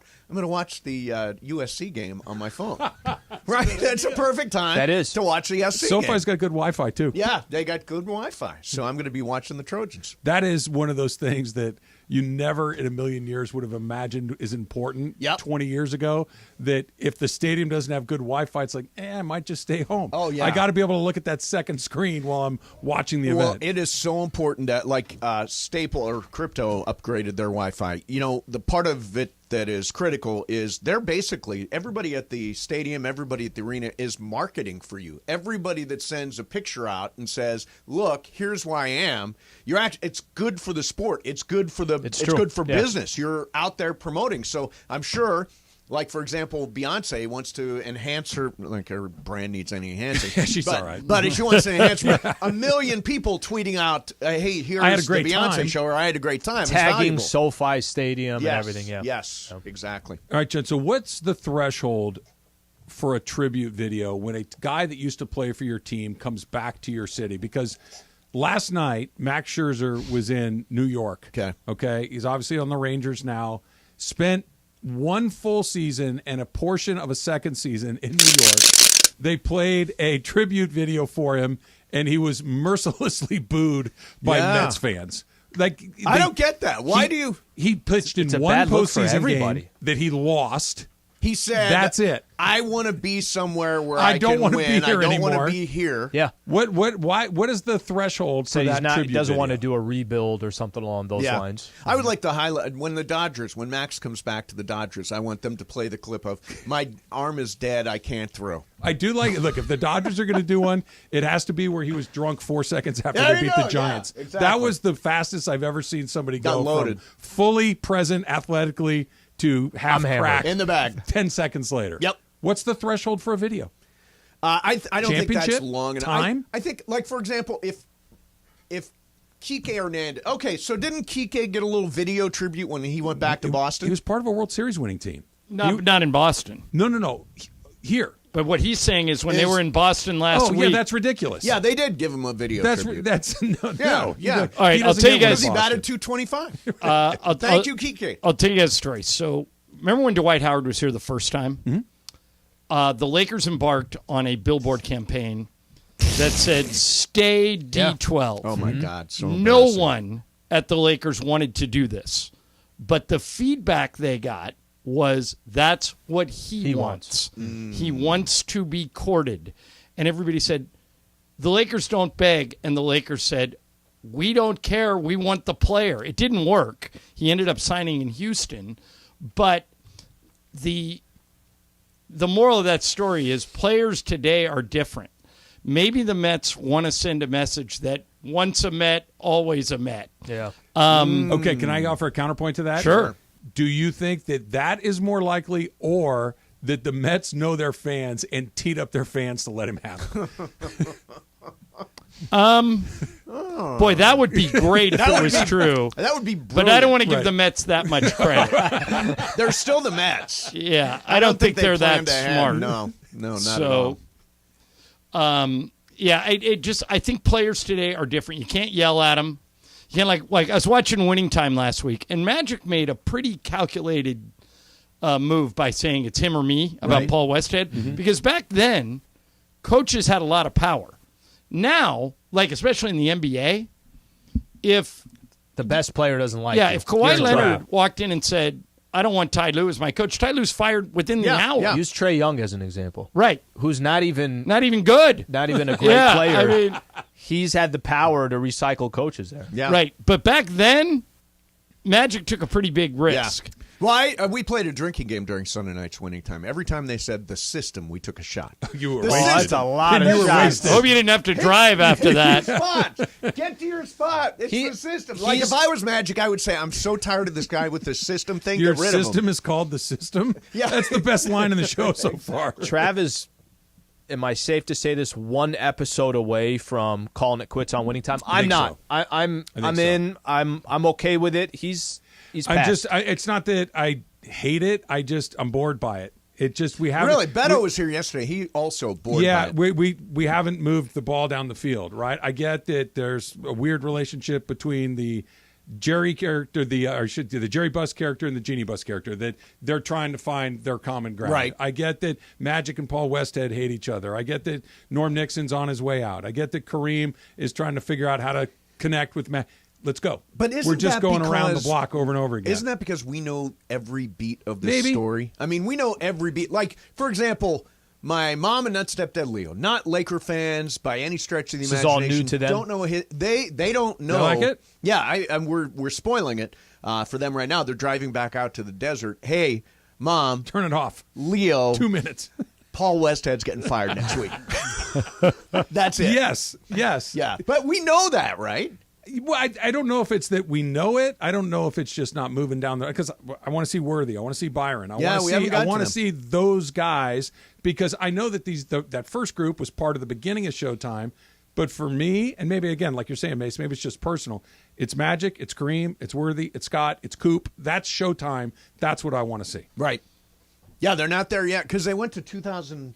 2004, right? Right now they are in 1982. Right. But they flashed back from 2004. From 1984. 84. Oh, I'm sorry. Yeah, Yeah. I'm totally wrong. Yeah. 84. Yeah. Well, that's where it's ending. I want to get to that. I want to Yeah. get to slick back Pat Riley, Yeah. where he's given that It's incredible coming. speech, Yeah. where he's getting his Yeah. guys fired up. Yep. This Paul, we know that it didn't work out. We know the ultimatum. That should have been I'm still in. half of an episode. You're not I just wrong. find it You're not incredibly wrong that fun to revisit that. Yeah, era. I do too. I think it's a fun show. It's not a great show. It's a fun show. How much of this? Because I remember when we were talking about season 1, that you said, "Well, that actually never happened." Well, they didn't. A lot. Is this about as accurate as the last one? Yeah. Yeah, and we had Max Bornstein on, one of the show creators, and he said, look, we couldn't just stick to Perlman's book, which is all factual. We had to use dramatic license to make the show interesting. So that's why you have people like Jerry West saying, that never happened. I never threw a trophy through a window. I never curled up in a ball in my underwear. So What's you want ringing to take over there, that? Mace? It's not me. It's not me. Yours is the only one that's. I'm dark. No, it's definitely you, It's Mace. you, Mace. It's coming out of the phone in your hand. Yeah. It says it's blanked. No, that's you. You got an alarm or something going off. He doesn't know how to use his phone. Well, wait a minute. Hand it to me. I'll turn What it could off. be going on? It could be a alarm. See the button on the side? Just slip it down. It's down. I'm telling you, I've got There, it it on stopped. mute. It just stopped. It's gone. Don't blame. That was not me. Of course it was. Call me right now. See if it does. I'm not saying. What if it was alarm? Is an alarm? Do you have a calendar setting? There could be a million different things. Calendar. My calendar doesn't make noises. Does your your alarm- calendar talk to you? My calendar not doesn't muted, talk. it Does It your doesn't alarm pop have a up. countdown to crosstalk? Super Countdown crosstalk. to Supercross. By the way, we expired. We're 8 seconds over. Are you maybe, calling me? Maybe that's what it is. Yeah. Okay, he's calling me. Let's see. Yeah, that was you. Oh, damn it! You're such an idiot. He's holding it. It's coming out of the phone. It's not me. It's not me. But look, He's holding it in his hand. look, it's on orange. It's on mute. Well, Hey, how great was that? obviously Call not. it. Call it. Get me Tim It just Cook. rings Get me again. Tim Cook. My phone is not working right. That did not go- Do you have his number? Can you call Tim? Okay. Support@apple.com.